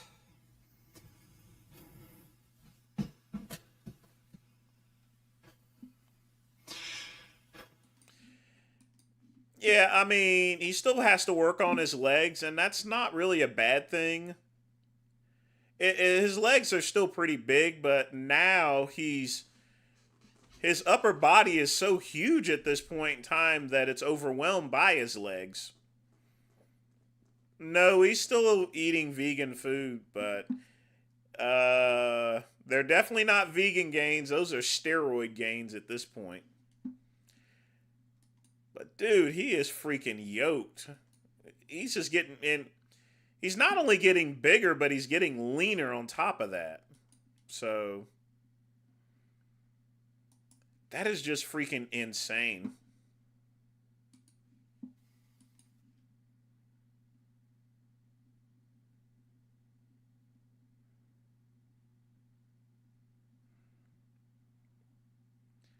I am quite impressed. I'm very proud of my cousin.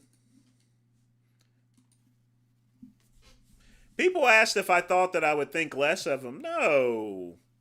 The game is the game, you know. He's a big boy. He's in his 30s. He's old enough to make his own decisions whether to juice or not. It's sort of like Dragon Ball Super when Toppo had to make a choice to be a destroyer or not in order to beat Vegeta. And he made his choice and he decided to become a destroyer. Or a demi-destroyer, I guess. A destroyer in training. Or something like that.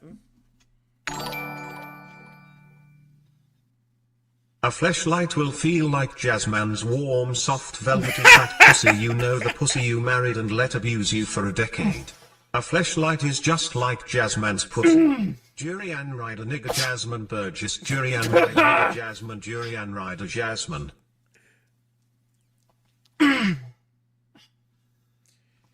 You know, they always wait to do that whenever he's lifting to where he can't get to the computer. Oh. My God. He's doing jeez.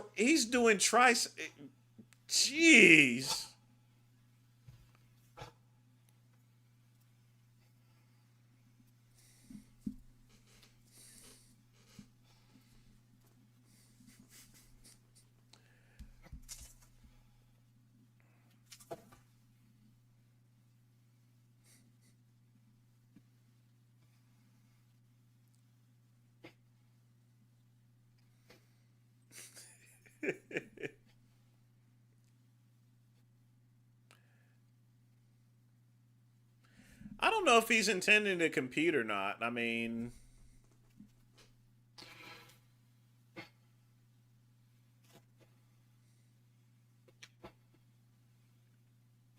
if he's going to compete, he's got to work on those legs. Like I said, its legs are good size and everything. He's just got a lot bigger upper body.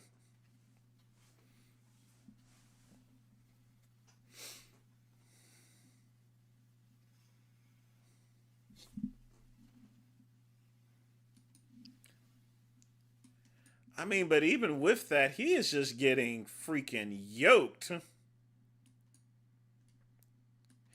If he's going to compete, he's got to get those legs up. Otherwise, he's going to get destroyed on stage.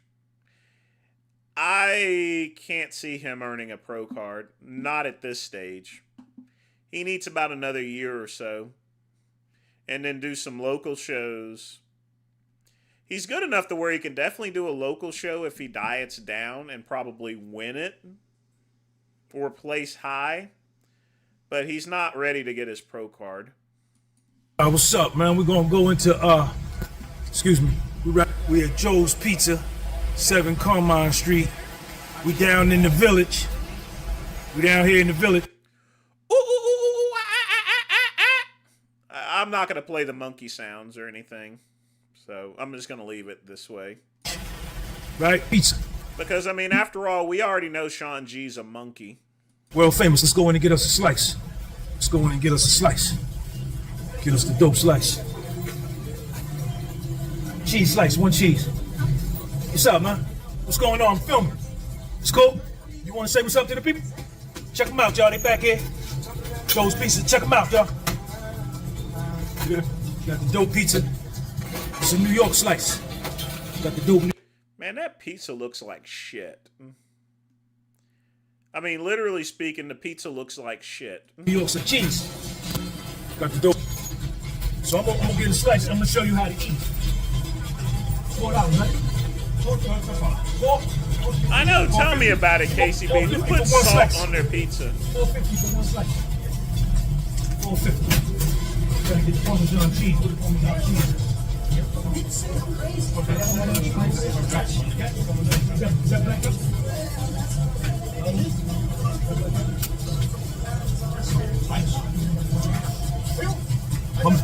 Yeah. You gave me a little slice, man. You gave me a bigger slice than that, man. That's a little slice. Need a big jump. There you go. I'm shooting a nice video for y'all. You got black pepper? Where the black pepper at? Excuse me, y'all got black pepper over there? I think this is it. What is this? No, that ain't it. Y'all got the black pepper right there? Thank you. What about the salt? I need some salt too. Oh man, you got salt? There you go. There you go, y'all. Check them out. Put some cheese. Jesus Christ, there's no need to talk loud in the city or talk loud in a joint there. You're already filming, so you're already probably annoying the hell out of them. And now you're doing this here. Where's the salt at? Who puts salt on a pizza? Look at that cheese. Put some cheese. Yo, Sal, put some cheese on that one. Look at that. The cheese. Black pepper. Look at the black pepper. The dope black pepper. And then the salt. Look at the salt. All right. Hey, man, appreciate you, man. So, dress our slice up. Last time I made a slice, y'all was like, you put salt and pepper on your slice? Yeah. Motherfucker, we from New York. You don't eat no... If anybody know how to eat a slice, it's us. So they gave me 2. No, the hell it isn't. No, it isn't. Nobody puts salt on their pizza. Not anyone normal. No, I have never seen anyone put salt on pizza. It reminds me of Mitt Romney, and Mitt Romney, he eats a pizza with a fork, you know. But those Mormons are kind of weird. They don't drink no coffee, and they wear that magic underwear and stuff. 2 plates, right? How do I know? You don't want to know. Because the slice so big, they're trying to give me a small one. But so you take it, if you're going to eat it like a real New Yorker, you take that joint like that, boom. And you do it like that. Then you don't even need the plate no more. You get rid of the plate. Get rid of the plate. Then you just rock it like this. Like that. You know what I'm saying? Do it like that. That's how you eat it right. Yeah, Mormons wear, I can't know the name. It's a special type of underwear that they wear.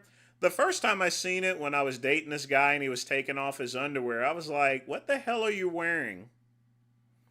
He's like, you know, we're made to wear this underwear. I'm like, whatever, get in the bed. Don't never stop.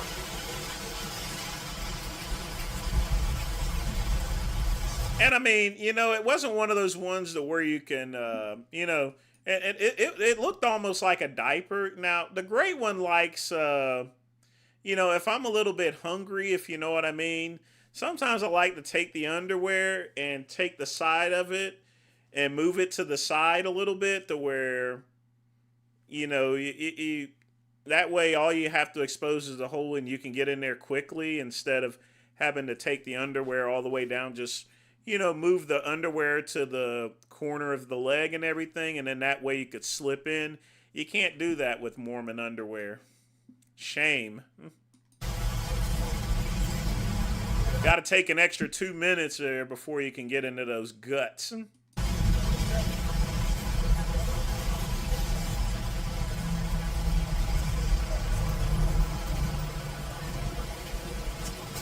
I forgot to get my napkin.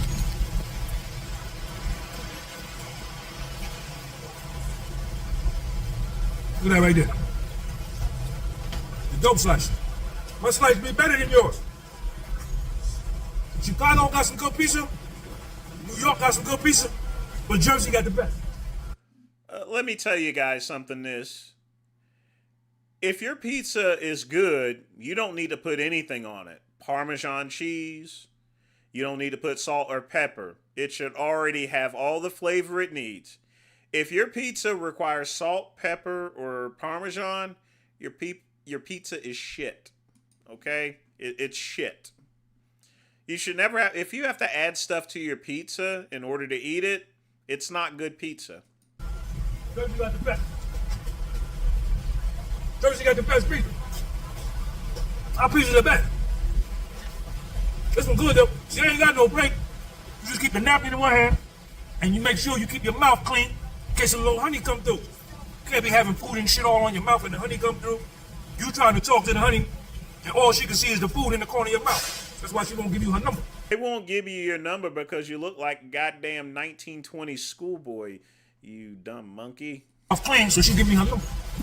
She want me to have her number, so she want to give me something.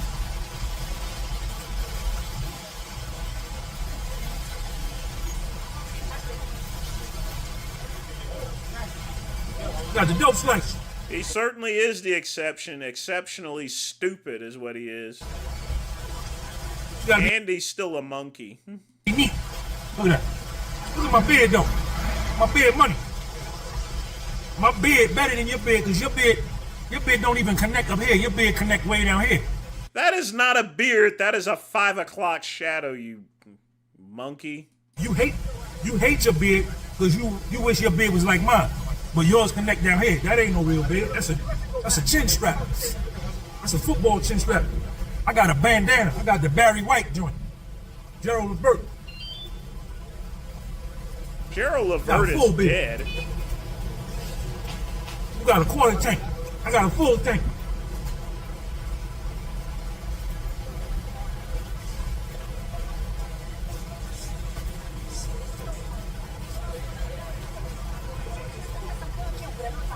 My man tried to give me a little slice, man. Get the fuck out of here with that. Why in the world would he say Gerald Levert? Gerald Levert is dead. Gerald Levert is dead. He is claiming that his beard looks like Gerald Levert. Folks, this here is... Gerald Levert had a really thick beard. Alright?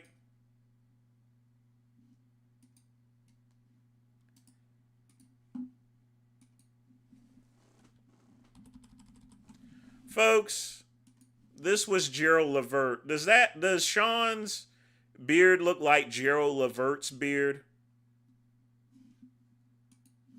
I mean, what are you talking about? You ain't no motherfucking Gerald Levert. I got the Gerald Levert joint. That is just a 5 o'clock shadow, you monkey.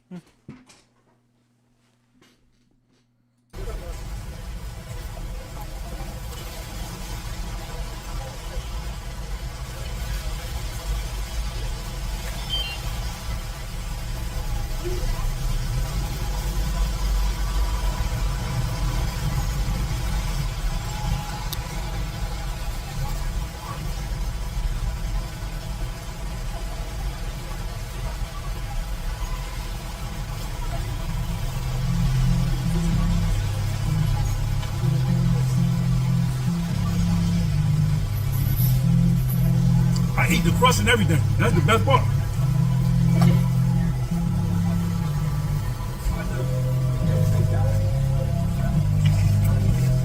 Down in the village, y'all.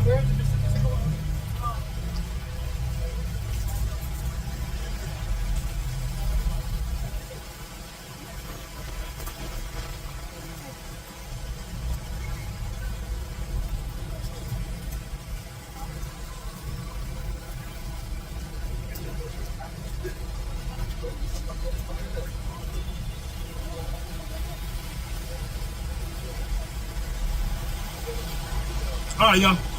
Sean G. Podcast. Goodbye, monkey. Jesus Christ. I can't stand him neither.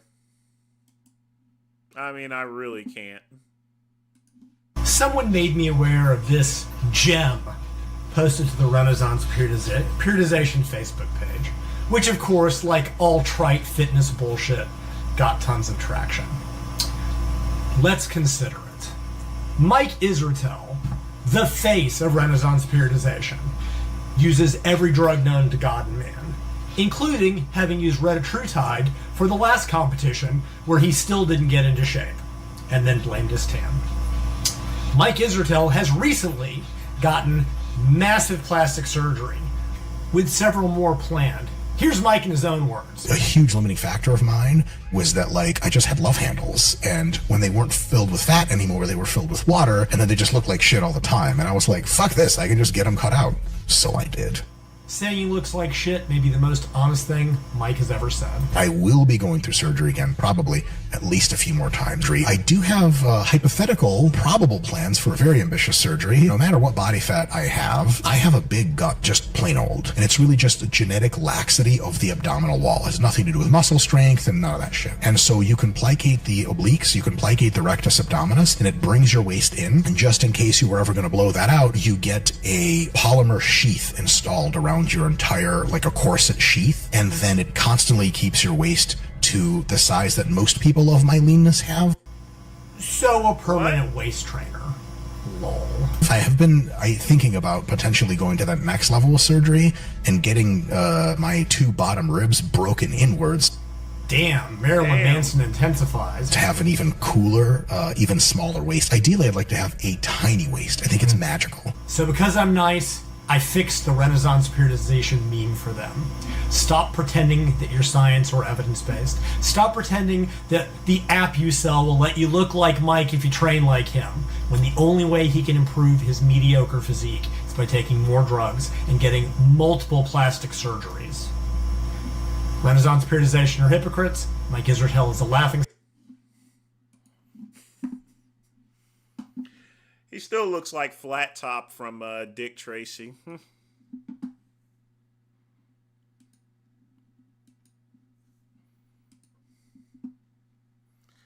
I know we're getting to the John Bravo, and before we get to the John Bravo, I will be right back. I'm going to take a piss, and then we're going to have a little bit of mints. Yeah. Woohoo! Roll Tide, bitches.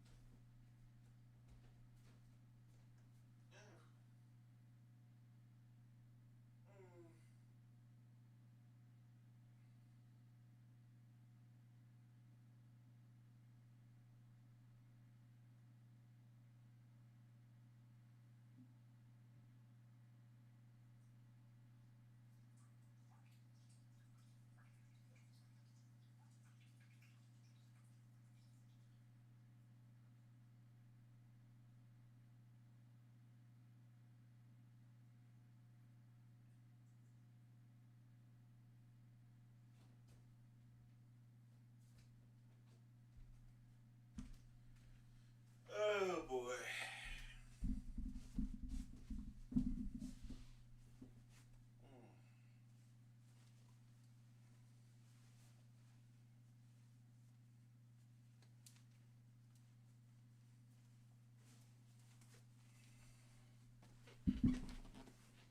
Oh god damn. That felt good. Oh, left the microphone on. I didn't mean for y'all to hear that, but oh well. Oh, but yeah, that piss felt really fucking good, folks. It really. So how is he affording to buy all this new shit, right? But I remember something. Remember that Angie call that I put out, showing her messages that she didn't know was going to be put out? Well, there was a part that I didn't release. Remember the last time we saw Miss Peggy sitting on the table with his buddy Jack Epstein, right? Crying like a little bitch. Because we all know he can't. He called him Jack Epstein. And handle the jokes I tell about him. He's in the process of getting sued. But this is the thing. You can't sue someone because you can't handle the way they clown you, you asshole. That shit's not gonna work. And now we know Angie left him because she couldn't put up with all his crying and all his needs, his special needs that this guy has, right? So you know what he's doing? He's scouring the internet because we all know his favorite kind of sites where he finds all these sharmutas from the past. Well, now he's found a new one, right? And she's definitely something else, but I noticed something. If you look at her mouth, I don't know. I mean, we all know how you like to be greeted. Oh. Well, I can't really say anything since I'll be getting braces next week. But seeing that, do you think that's such a good idea? We're at the house, and I'm wanting my dick sucked, and I can't get my fucking dick sucked. I'm pissed. But that's not all. I got some clues on what he's got going on behind the scenes himself. Wait until I show it to you. Really, the next goal for me is to, I've said it many times, is to have, like, better, like... You know, I wish I could make videos like Bravo, but it looks like all of his stuff is templates and stuff. Hope his new sponsor's paying more than, you know... higher level haters, because my haters are so low level that I'm just sick of it. Like, can I get like The Rock or something, or someone that even matters? You guys suck, and you're walking around saying my name and shit. Like, your bitch is probably like, leave the guy alone, keep his D out your mouth. So we all know by now how insecure this piece of shit is. He always needs somebody by his side. A butler, a Sharmuta, Jack Epstein, his butt buddies. This guy can never be alone, right? So Angie left him, and of course, he's got to go on those sites that we've seen him on before where he found Gabby. Well, he's back on them, and he found a replacement, and I'm looking at her here posing with him, right, on Instagram, and I'm saying to myself, you know what?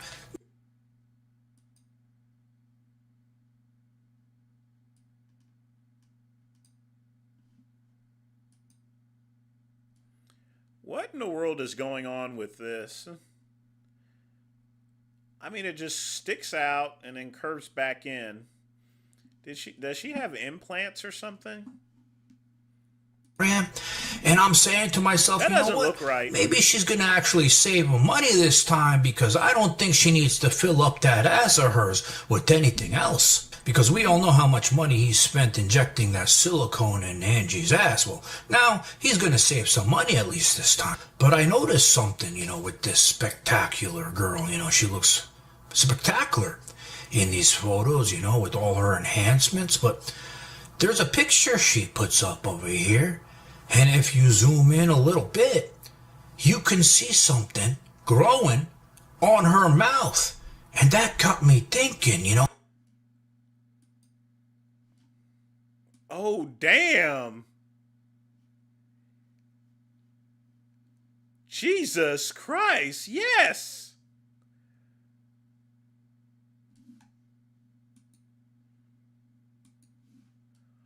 Oh, fuck. That looks like the fucking herp. Is that the herp? Does she have herp? No. Oh, God. I think she may need to wear a darker lipstick. On her mouth. That looks like the herp, folks. Is that the herp? A bit. You can see something growing on her mouth. And that got me thinking, we know how much this guy, he loves to be greeted a certain way. Whenever he wants it, he needs it. He has to get it. How many times he's said it on camera to Angie in front of the kids, nothing matters to him. Like, I tell her to fucking greet me when I come in the goddamn house or when I'm around, to make sure that she shows she's So she has braces and herpes. Pugman, what's up? Attracted to me. And she doesn't really do it. And that's a problem we have. Well, seeing that. There's no cure for herpes. There's nothing you could take in order to cure herpes. It just flares up then and there, Think about it. Is that such a good idea? I mean, she puts that mouth on his sting. What's going to happen? But then I remembered something. Remember the CVS, the kid who went in because he liked Wes's cars and he wanted to ask him about it, and Wes was like, I'm that motherfucker, right? I'm that motherfucker. You look like that motherfucker, me too. I just started my shit 20 days ago. I already got 1 million views. You ain't that dude. Who are you? Shut the fuck up right now. Wrong dude. I'm the wrong dude too, bro. Wrong dude. Okay, Mr. Tough Guy, calm down. I'm just saying, a nice car. Yeah, you too, bro. Well, I don't think people know about this because the next day, that kid went back. He wanted to see what Wes was doing there. So he pretended he was Wes. He went to fill his prescription. And it turns out, Wes already has the shit, so that girl greeting him down there, it's not gonna fucking matter. Did he say that he has does Wes Watson have the herp? Hi, I'm getting a prescription. I'm seeing if it's ready for Lee Watson. Date of birth? It's like November 19th. Where did he get this from? Oh, shit! No! No! God, no! That girl greeting him down there. Yeah, folks, y'all be sure to thank Pugman. Oh my God! How did he get this footage? It's not gonna fucking matter. Hi, I'm getting a prescription. I'm seeing if it's ready for Lee Watson. Date of birth? It's like November 19th. Wesley Watson. I don't know if it's ready. It said it's ready. There's nothing ready. It doesn't say the next day it's coming. The acyclovir is out of refill, so that's the Oh shit! Oh! No! Oh! I want y'all to hear this again. The acyclovir is out of refill, so oh no! that's the one that you. It's the acycle. Acyclovir? The green. Okay. The antiviral? So everyone who knows me, you know, in my regular life, they know. Oh shit! Oh no! Let's play that again one more. Oh, Elcyclovir, that's an antiviral, Quick Pup. You treat herp with that. There's nothing ready. It doesn't say the next day it's coming. The acyclovir is out of refill, so that's the one that you. It's the acycle. Acyclovir? The green. Okay. The antiviral? So everyone who knows me, you know, in my regular life, they know that all my life, my cars, my favorite color is black. All my cars are. It's an antiviral, but he's likely either treating it for two things. Either herp or heavy. I can't really say the word because it'll get flagged, but you know what the heavy is, alright? Black, I put them on Instagram, I put them. Chances are it's probably for the herp. Them on videos, right? Peggy Watson, that piece of shit. You think he knows how to drive a real man's car? No, he can't even drive stick, that asshole. Besides, he runs around town with a woman's purse that little. Oh, shit. Bitch. What's this? Hey, you morons out there that watch fake news. Not this asshole again. I was just about to fucking leave. And everyone knows that's my thing. Jeez. Boy, I guarantee that Wes Watson is regretting doing those copyright things on him. He said he was going to go hard. I mean, he is... Jesus Christ. Except for t-shirts, you know, I got 100 of these white t-shirts in the closet, but other than that, black is my thing, especially with cars, right? Well, Wes went on Instagram and he's bought, stay tuned for more info on this in a minute, he's bought himself a new black Lamborghini, and he bought it in black, and what he's saying now is he wants to convert all the cars he has now to black because that's his thing now, but in reality we know how much of a fan he is of me. Well, now we know he's even a bigger fan because he's even copying the way I do things to my cars. And the one I originally wanted, the black one, just think I'm gonna do the next phase of my cars is gonna be all black cars with bright interiors. I have a black and pink. I mean, the thing about it is, the herp is worse than the heavy there, Ryan. And here's the reason.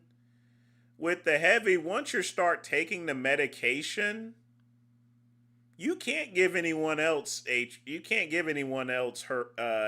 heavy. When it comes to herpes, it don't matter what type of medication you give. You can easily give other people the herp. As far as that's concerned, with the heavy drugs, you can't give nobody else the heavy. With herp, you can. One coming, something. Plus, it leaves those nasty little bumps on your lips. And then Mansory, I might turn this into a black with orange. I don't know what we're doing. We're just kind of just going a whole different route. All black, bright interiors, new step for me.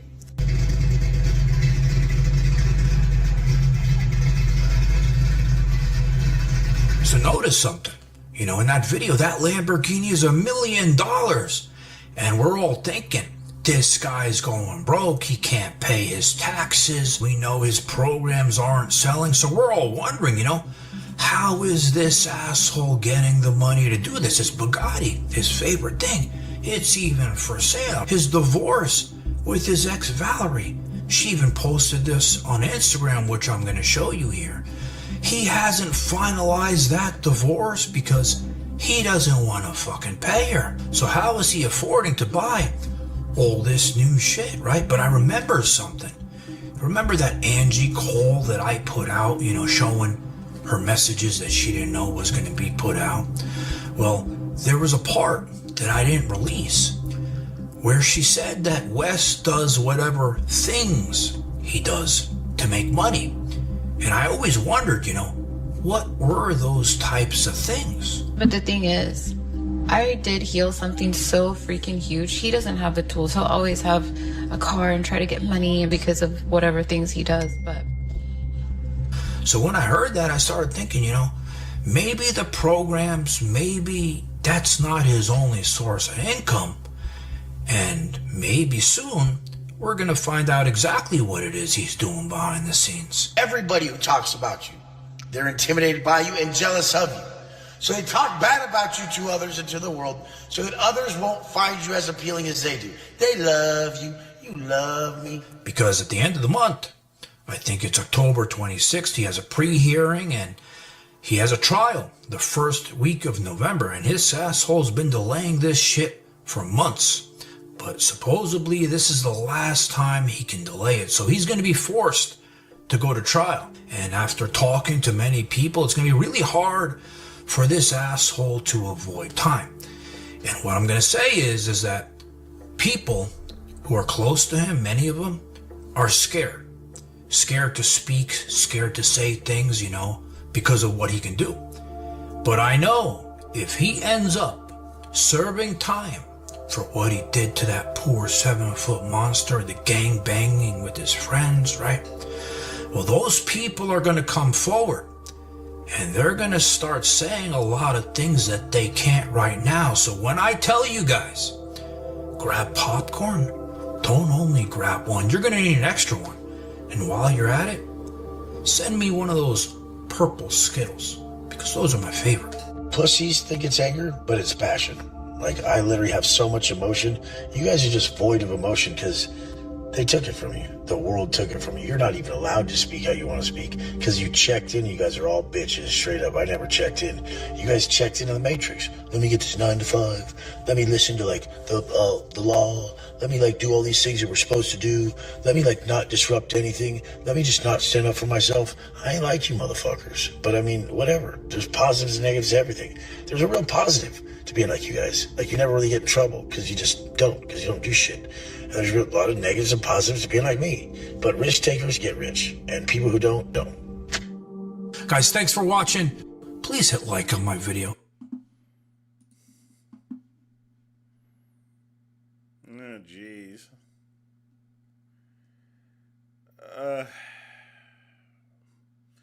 That video was diabolical.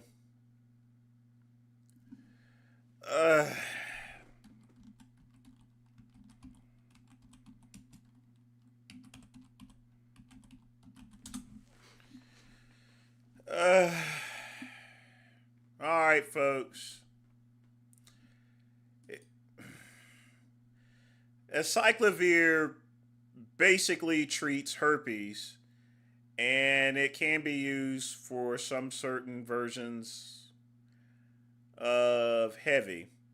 I would honestly say, folks, it's for the herp.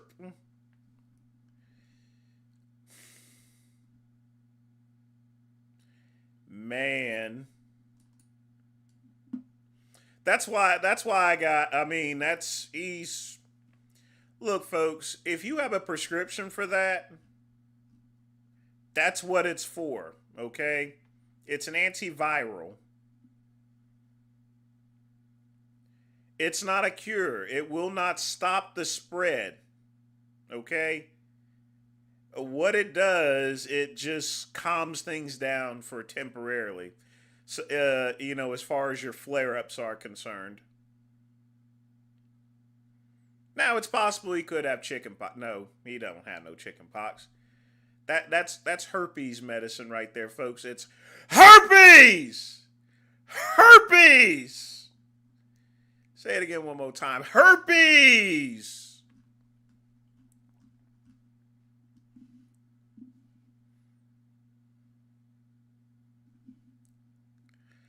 Oh my God. I mean, literally speaking, Bravo was doing the Lord's work there. I can't, I mean, he said he is just getting back at Wes. Literally speaking, he's getting back at him.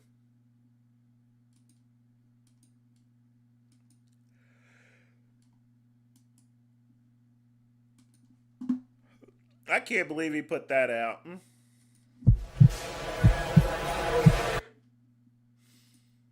Oh, jeez. That is just messed up. It's also kind of gross, too.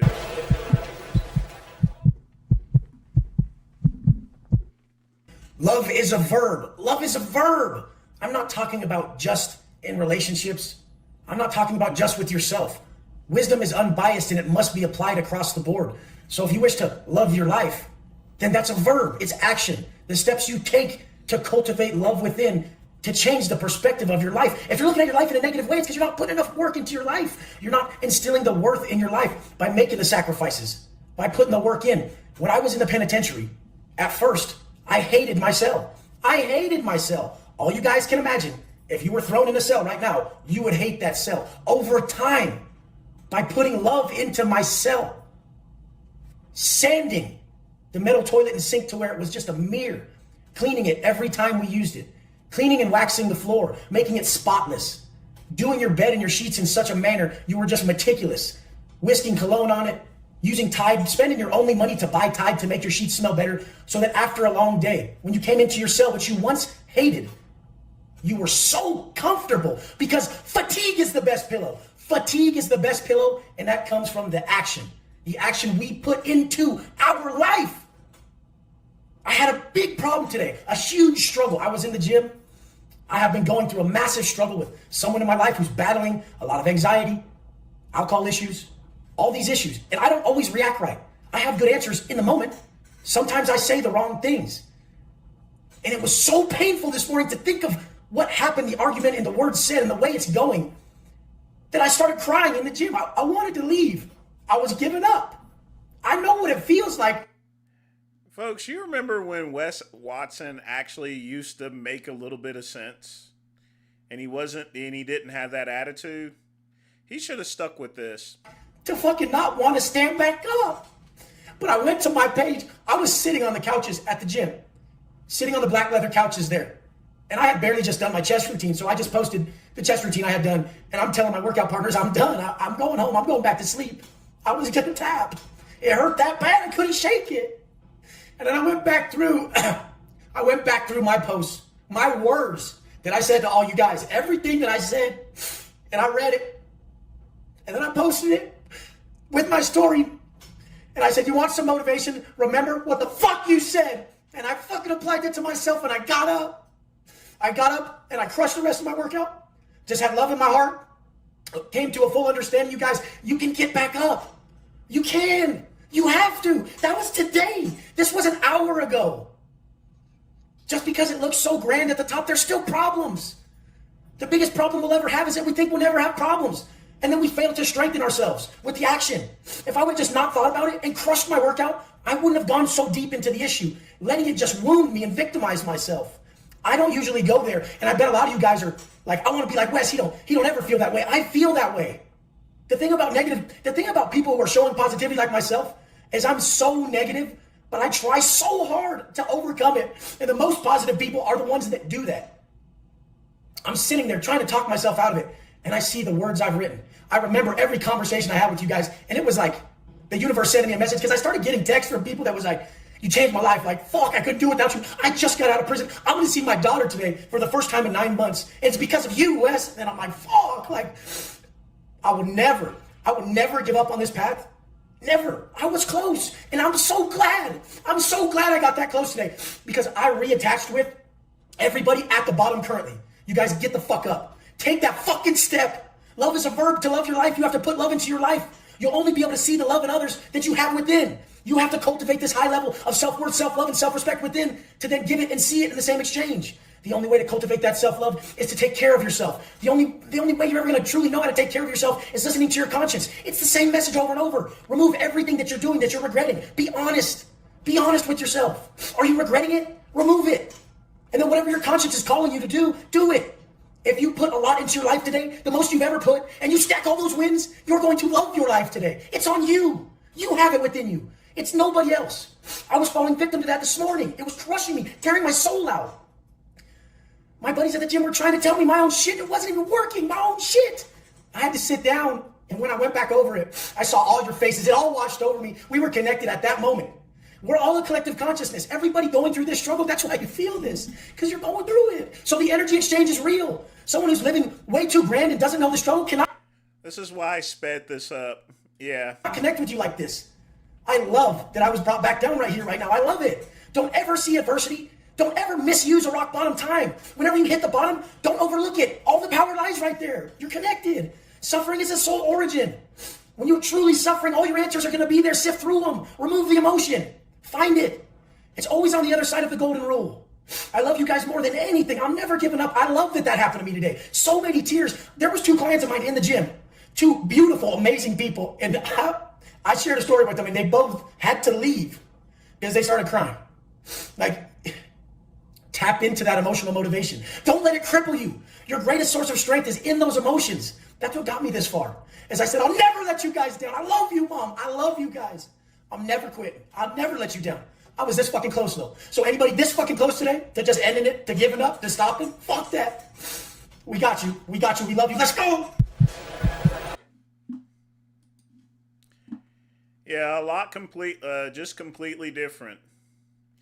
You know, the funny thing is, Ryan, he could have simply taken $500,000 of the money, and he spent millions there, obviously, trying to show off this lifestyle for $500,000. And being in Miami, he could have set himself up with a nice condo, a nice car that's $50,000 to $70,000. Even a BMW is like $80,000. He could have a nice car, all paid off, nice house, all paid off. I mean, look, listen, folks. And this, I'm gonna show you this here, folks. I mean, I really am.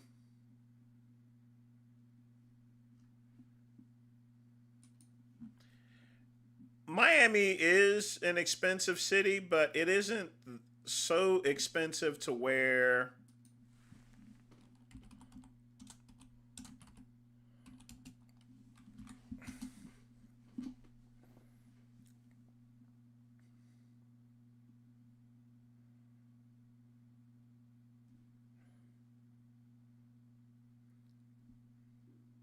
so let's say Wes Watson wanted to be all nice and fancy and everything. Let's just say right now he wanted to be fancy. And he wanted a big house, A lot of property and everything. Let's say he wanted to do that. He could, for, hold on.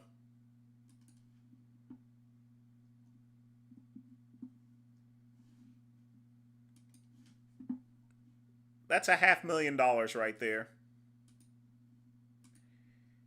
He can have those views and everything in place. I mean, look at this, folks. That's $500,000 right there. Just imagine it without the furniture. Look, wine cellar right there. That's $500,000 right there, folks. In Miami, Florida, downtown. He could have bought this place cash. He could have bought the place cash, literally. And never have to make another payment again on a home. Okay? Now, he could have bought that.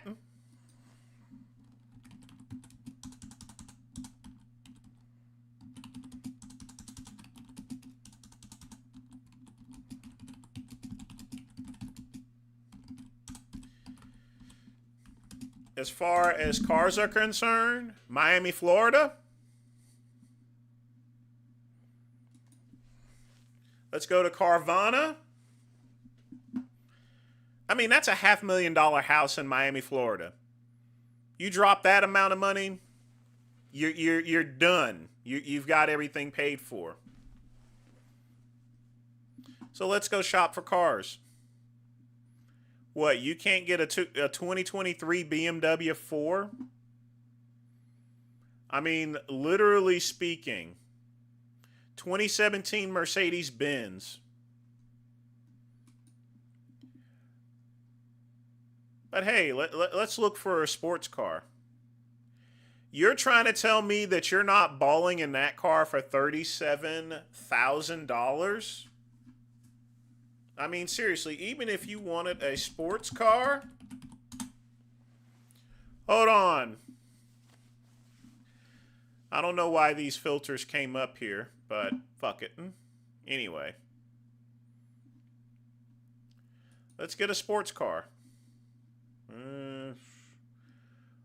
I don't know why it's popping up this Kia Sportage bullshit. Sports car. Oh, that's why. Why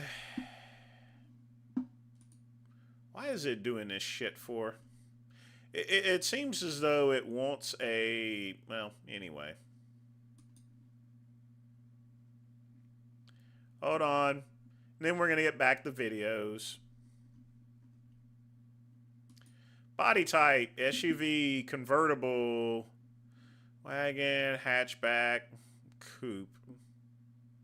Let's do convertible.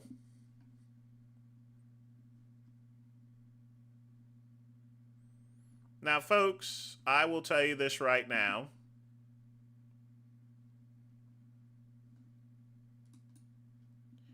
Are you trying to tell me that you cannot get any pussy in this freaking car? He could have just paid for this all outright, folks. Literally. That's a 2013. What is wrong with that car, folks? Look at it. I mean, and the reason why I'm bringing this up is because the car that he has, it's not a 2023. It's an older vehicle. So you put that car for $30,000 along with that house. That's about $530,000. That is just like maybe 2 or 3% of what Wes Watson has made in his whatever he's doing and stuff, and you could look like a baller. And he didn't do that. He would just waste this money on bullshit. It's literally a joke. You trying to tell me you can't get no pussy in that $500,000 place? Imagine filming videos from there. You have everything paid for. All you got. What do you got to pay for? HOA fees? I mean, seriously. Some people just don't think. I mean, they really don't.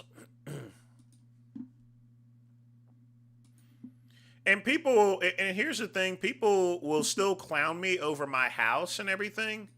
Look at the housing market there. People are complaining about having to pay these high mortgages, cost of food going up and everything like that. Now I've amassed some business debt, but you know what's going to happen? All that business debt I can just simply write off. It's all a write-off, folks. I'm going to get a huge tax refund next year, and then my taxes are paid. Then what? My dog, Lamar! Sup? Good morning, everyone. I hope everybody's doing well.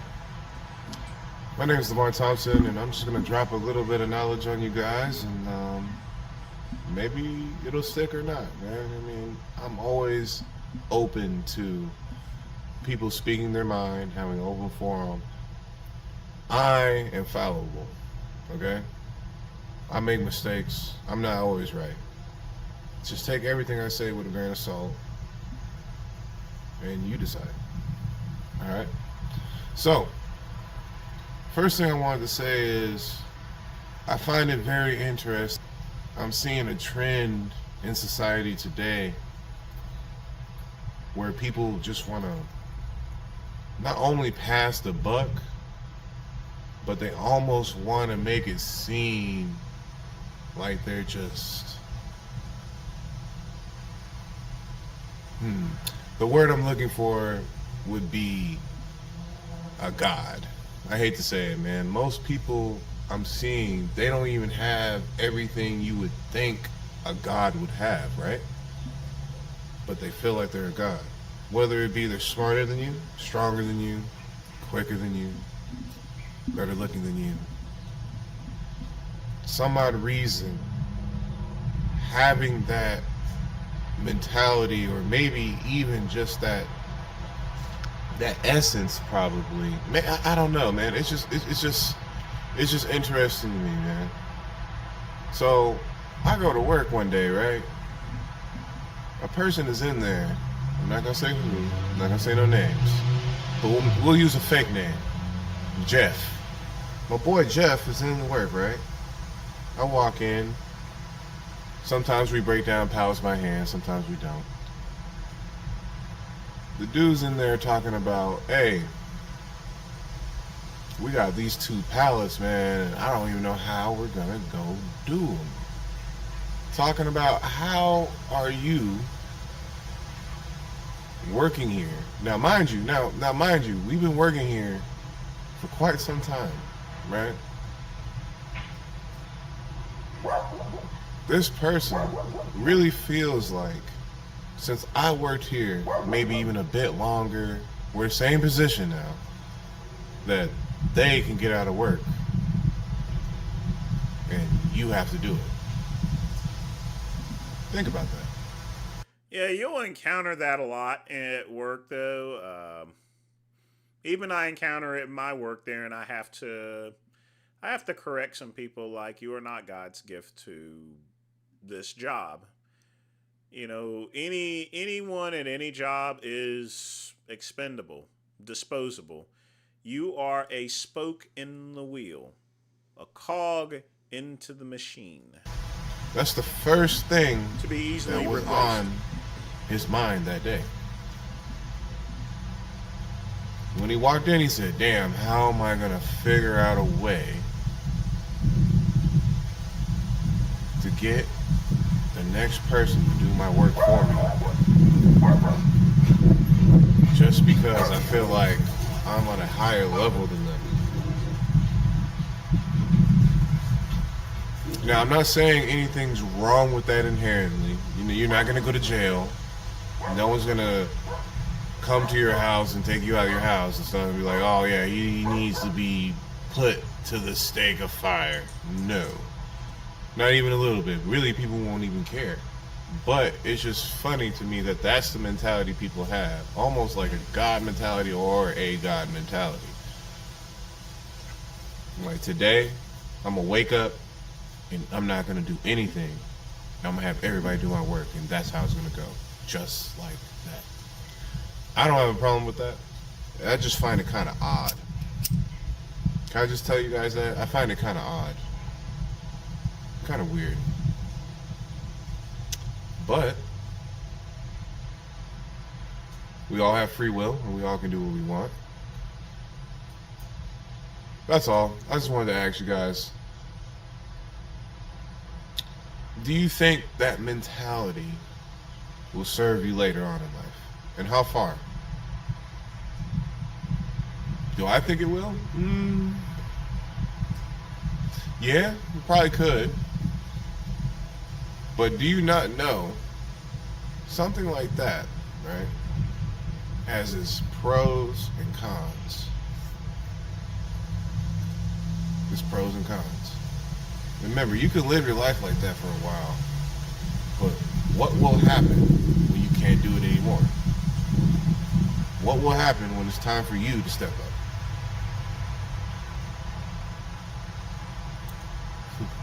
Guess we'll find out. Peace. Yeah, it's unfortunately people. If people, sometimes when people encounter something that's so difficult, they try to push it off. I get that at work a lot, to where there's a serious issue, and instead of taking the issue itself, they'll say, like, all right, I'll schedule for a call back. They never call back. They just do that to pass the call, and then they're like, oh, I don't know what happened to it. The system must have ate it. The dog must have ate it. And then somebody else has to deal with it. It always happens here. And the truth of the matter is, anytime I run into an issue at work that I can't figure out, then I'll go ask somebody. You know what I mean? I will ask somebody. I'm like, okay, I got this in front of me. What do I do? It's very rare that I run into anything at my job at this point in time. But it happens occasionally. Just go ahead and get the stuff done. The sooner you start on it, the sooner you'll finish it. But in talking about Wes Watson and stuff there, he could have just taken $500,000, looked like a baller, and stayed looking like a baller. I don't get this. I mean, that's what the vast majority of wealthy people do, you know.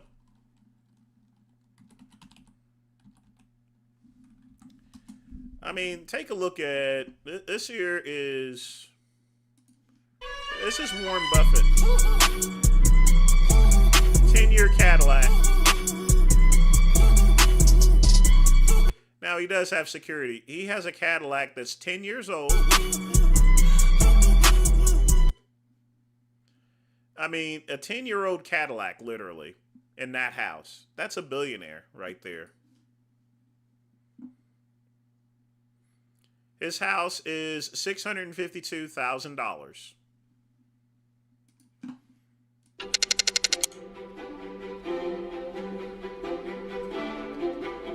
And this is today's market value. If you went out and bought his house, you would pay half of it. It's $652,000.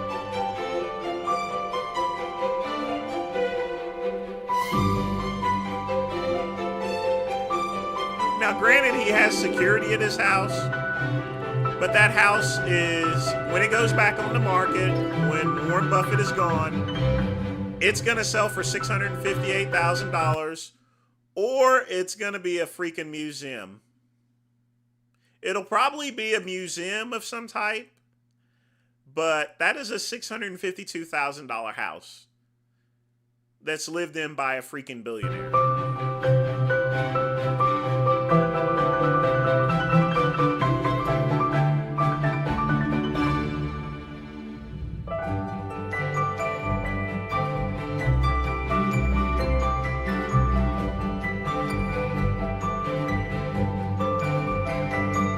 That's $652,000. Let's see where Elon Musk lives. Let's check out his house. What does he live in?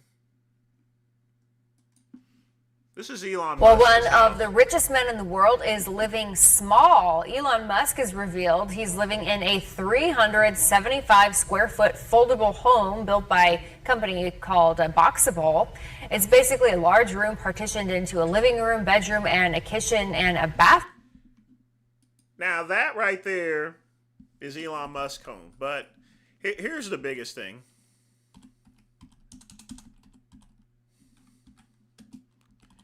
Have you guys know who Ocho Cinco is? Right?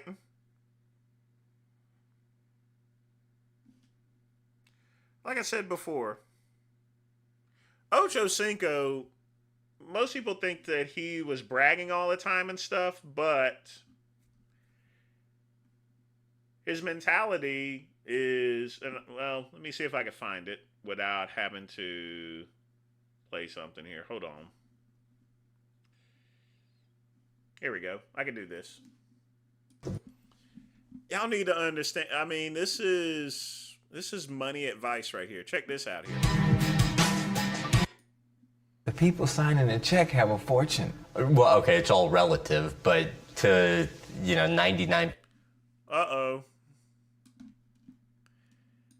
Oh. Shoot. God damn it. Hold on. Had to turn that off. Okay. Are we still live?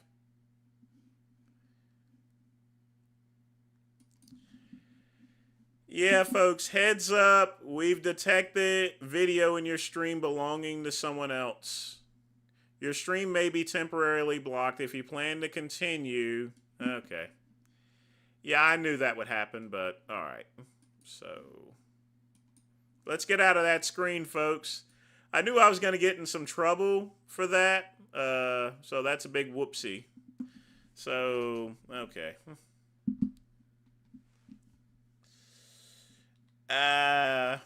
Well. Yep. This is why I have a split screen, folks, for stuff like that.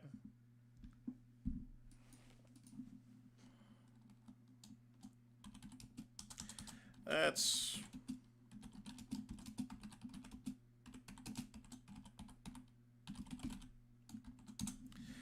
Like I said, I was kind of risky doing that there, Quick Pump. I knew that would happen there. So I will have to immediately erase that out.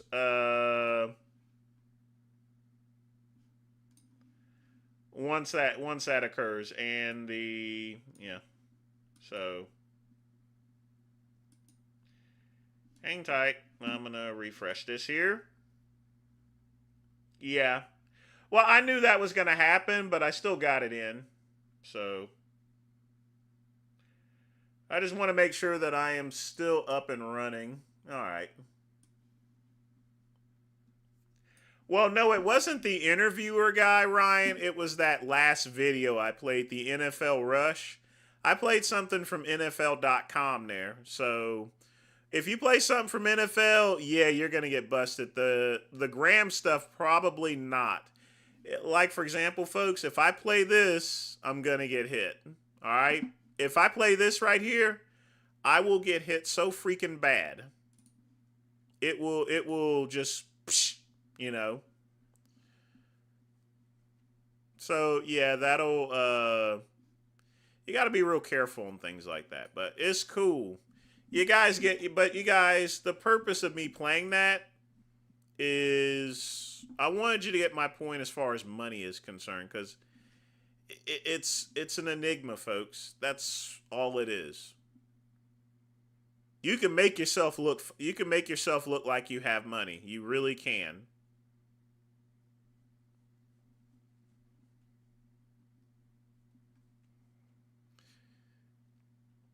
So the next time I go and tell someone, I'm like, hey, I can't play this, I freaking mean it. That's exactly, you guys now see what happens when you play some really heavily copyrighted stuff. I go and play this right here, the APA WWE Live, that will immediately cut off my channel. it will just immediately blank it out. But that's okay, folks. You know, sometimes you got to take that risk, and you got to risk it for the biscuit, in other words. Does that make sense?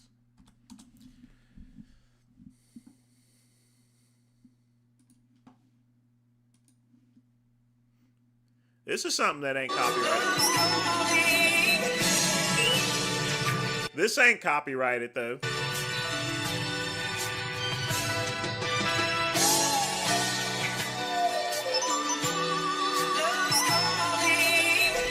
Let me hit some freestyle, baby. Some of my natural talent. Yo, you know my flavor. I'm the real gangster, baby. I come from the East Coast, baby. You got my flavor, baby. I'm the real Rob Bailey. You got nothing on me. I'm a wankster. You got bling bling 10 carats on my ring. I'm the big fat. Well, the dubs content gets me in trouble with community strikes there, Ryan. That other stuff is just Yo, baby, $100 million stack, baby. You know I'm fly. You know I'm a gangster. You know I'm vanilla cream, all smear, baby. My piss. Lenny's my boy. He's a real best friend. You know we got the bling. Lenny's gonna go to the top with me. I'm fly, baby. Lenny's the man. You know. Oh man, I'm getting all these nasty emails from YouTube. I also get a lot of nasty emails from YouTube whenever that happens too, so. I'm wankster, on the mission, kick some ass. You know, baby, it's my flavor. You know I'm the ice cream pro star, hip hop bodybuilder with the disabilities. Mean shit, I'm a real man. Can't future movie star Hollywood. You know my flavor. I'm a bodybuilder, famous YouTube celebrity with disability. Who gives a fuck about disabilities or medication? I'm the man. Fuck disabilities. I don't care about social security checks or SSDI, baby. You know my flavor. Fuck ADD and autism. I'm the man. You can really jam to it. Fuck you, player. I got it, baby. I'm the sick vanilla. You got the flavor. Mustang out of shop, baby. Lambo, my mansion, my cigars, all my thug life. Peace out. Got smoking the weed. We know the joint. To all you haters, I was poor with $7 in my pocket. You know the flavor. Now I'm working my way up to the top to be a multi-millionaire. I got the cheddar, baby. Nobody's stopping me. I'm untouchable. You know my flavor. Going right to the top, baby. Mad famous celebrity. Grab a bodybuilder. YouTube celebrity. Overcome disability. You know the flavor. Fuck everybody. I'm the man. You can't stop me, baby. I got the fly in the coast. East Coast, West Coast. You know my flavor. You know where I came from. I came from Los Angeles. I came to Florida in 2001. You know I want to move back to LA. Be a movie star. Be a rapper. You know my fly. You know my flavor. Eminem don't got shit on me. I'm the real wankster, baby. You got my flavor. Vanilla ice cream. I'm the real dessert, motherfucker. You know my flavor. My flavor's fucking ice cream, bitch. You know I'm the real wankster. Little Wayne don't got shit on me. Little Lady Gaga, I'm the real rapper. Vanilla Ice, Gwen Stefani. You know you can't touch me. World star rap, you can't touch me. I'm untouchable. I'm the real jammer, baby. You know you can't touch me. I'm a real wankster. Little Vicky Warwick is my hoe. I got all the diamond hoes. That's one thing that's not copyrighted, that's for sure. Let's get some Laser Porch Swing Blues playing.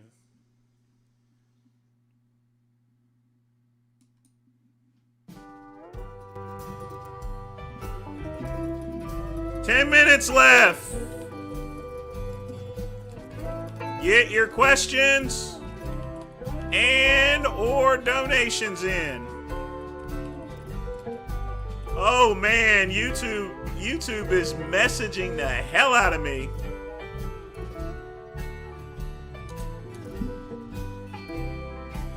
We're gonna close it up. And then I'm gonna go and have a Tina's burrito. Now, folks, I've made my own, just to keep everything clean. I went ahead and made my own special Tina's burritos. Lean turkey, I've pretty much made high protein turkey burritos. Turkey chili burritos, in other words. Each one has 40 grams of protein in it. There's only 15 grams of carbs. All nice and lean, folks. That's right, and they are tasty. I wrap them up just like Tina's burritos, except they're bigger. So 2 minutes, 30 seconds in the microwave. Have some coffee. You got business there, folks. You got business. So I'm just going to start packaging that up. Making my overnight grits and everything. Or not my grits, overnight steel cut oats. Now I'm going to do it like that, folks. Be just living like Bob Hope. Because, folks, everyone complains about food prices and stuff. What about food prices? You got to be your own problem solver. The least expensive food is food that you make yourself, homemade food. You see, whenever you go and buy a microwave meal, you're setting that price for that one meal being $2.50, $3.99, folks. Now, it may sound cheap, but one of my burritos that I make, high protein, is 40 cents, folks. That's it, folks, 40 cents. I take 2 pounds of meat, ground turkey. I buy 2 of them, $8. It's $2 a pound, folks. Or excuse me, $3 a pound. So think about it for a minute. And 2 pounds of ground turkey.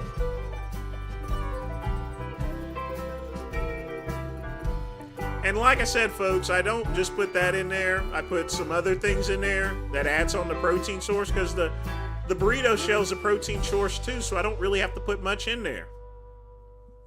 All right? I don't really have to put much in there. I can make 12 burritos out of that 2 pounds here.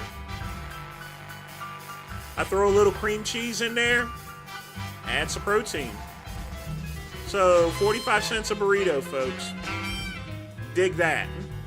Handle that. Twitter book that. Facebook that. Alright?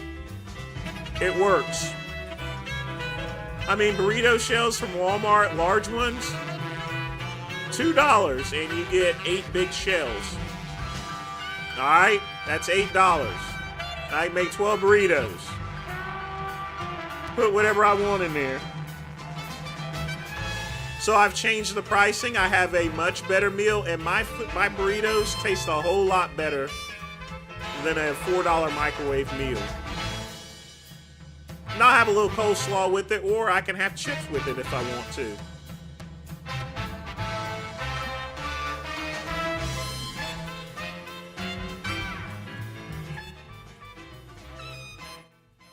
That's why I don't complain about food prices. Because most of my food I make myself. I don't buy too much. Now, I do get those Better Goods pizzas like once a week. But that's really it. Everything else, for the most part, folks, I make myself. Yeah, I use ground turkey burritos. I mean, I just take them, I make them, and then I freeze them. And I pull one out for lunch. Wrap it in a paper towel just like a Tina's burrito. Heat that in my brand new microwave for 2 minutes and 30 seconds or 3 minutes. I take it out, let it cool. And you got business, folks. That's 100 grams there, Ryan. That's a lot of food, my man. A lot of food. I just got one Tina's burrito left, so I'm gonna eat that because I got all my other ones. So I'm good. And Tina's burritos, they only take a minute to heat up simply because it's a very small burrito. A very tasty one, but a small one.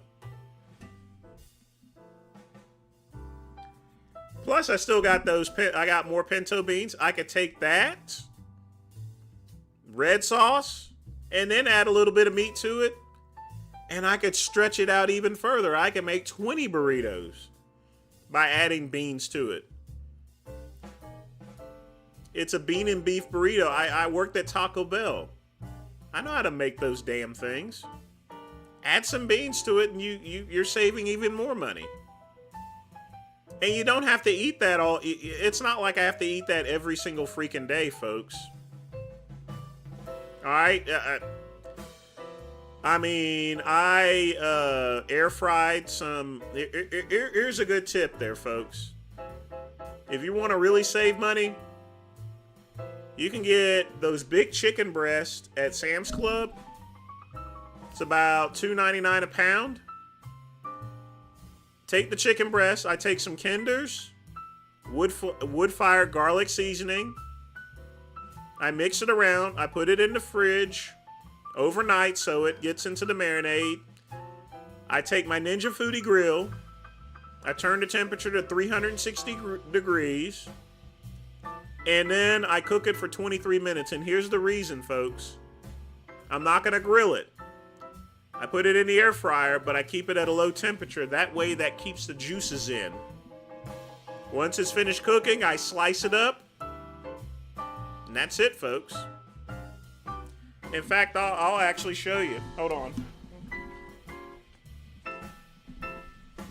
Just made some just now.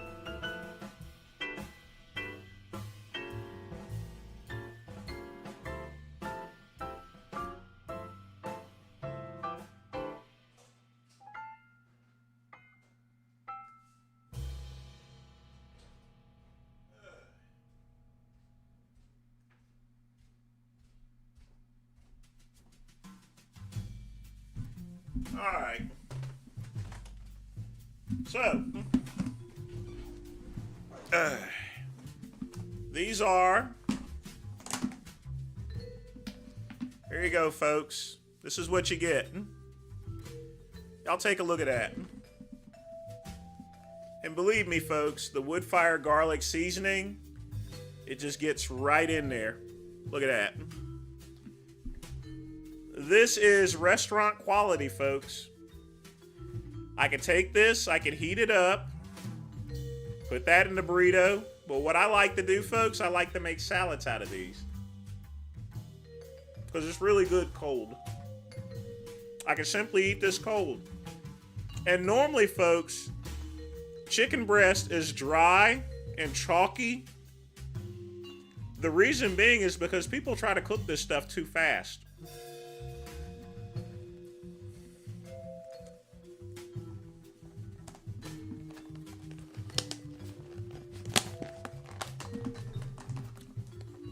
People just simply don't take time these days to actually cook.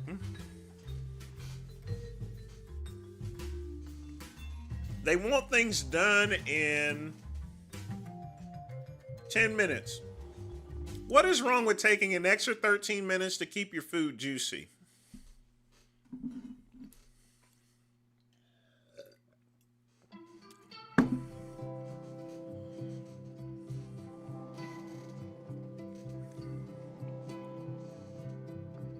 Very funny, Chuck E. Cheese.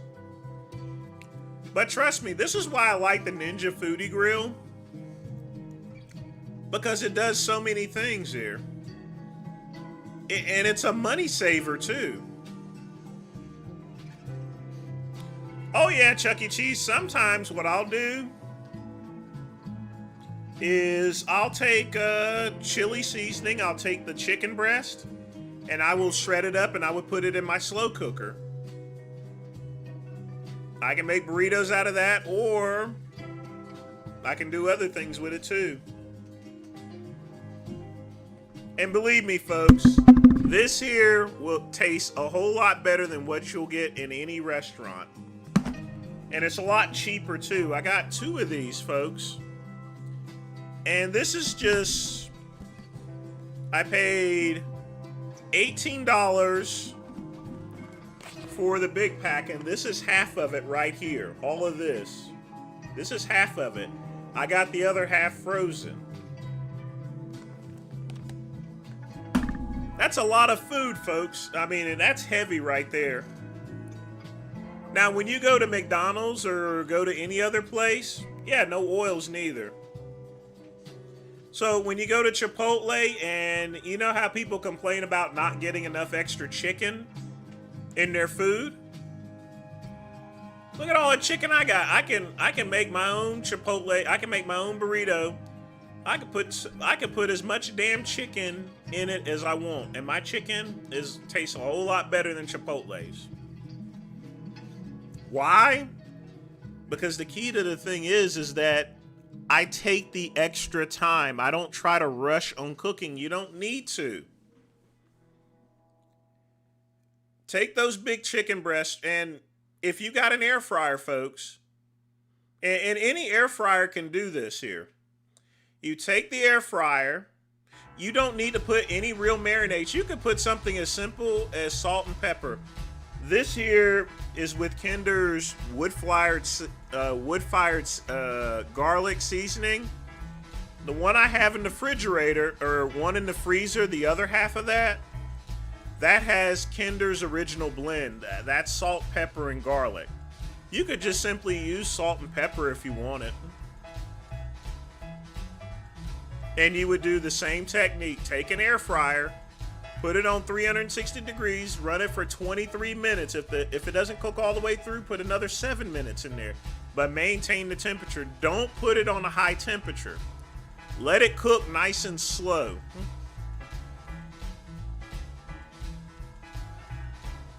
Tomato, salad, fresh stuff there, you know. This here is, when it comes to this here, this is the other pack. This is this is my base product, in other words. Okay? That's what I call a base product. And the reason why I make it like this is so I can do anything I want with it. I can eat it cold if I want, as a nice snack. I can eat it cold. I can put it in something. I can make another recipe out of it. I can do whatever I want. I can put it in a salad. This is awesome in a salad, folks.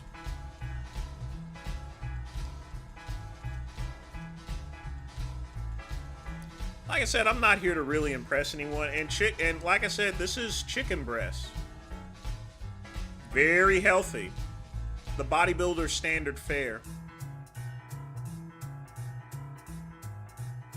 Don't go out there and believe what they want. You don't see me complaining about, I don't even eat at Chipotle. The food is so expensive, and they put a lot of garbage in it too.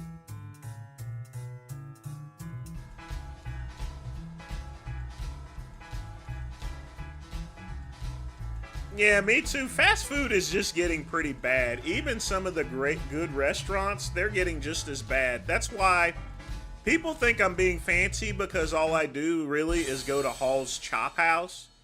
It isn't that. It's because, you know, I don't want to waste my money on crap, on shitty food. Food has gone to shit these days. I mean, it really has.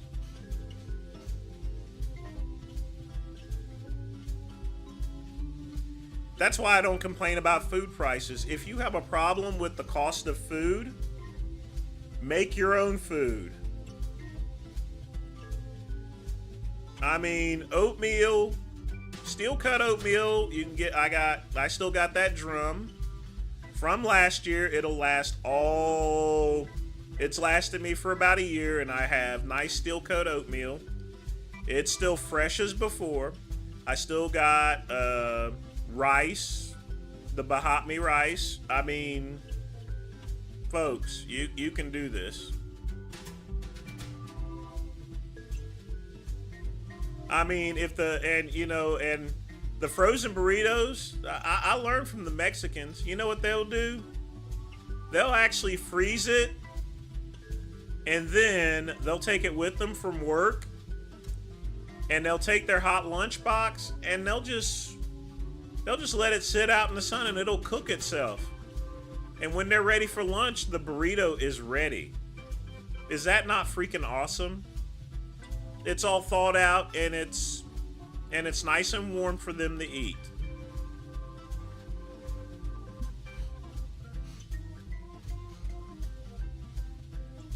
If I cheat, I just make homemade burgers. Anything homemade is going to be better than what you'll get at a restaurant. Now, I'm not saying I don't eat processed foods or anything like that, but, you know, it's relative. It has to deal with saving money, but it more or less has to deal with having good tasting food. And I know you hear about people about these damn struggle meals and everything like that. You don't need a struggle meal. You don't need to throw everything in a pot, macaroni and stuff like that. You're not going to eat it anyway, and you're probably going to end up throwing it out. So if you're gonna eat, make something that you're gonna actually eat and that's gonna save. And this is cold, folks. So this will last for a very long time.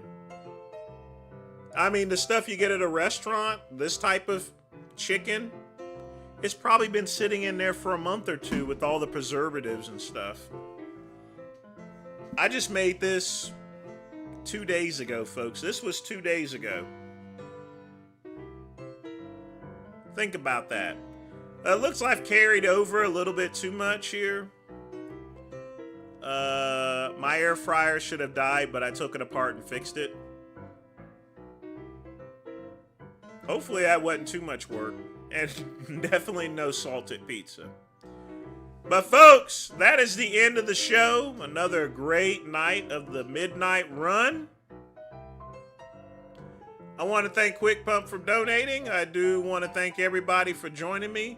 Y'all tune in tomorrow for the Saturday Soul live stream. And I'm out, folks. And as always, peace and soul. That works too, Chuck Cheese.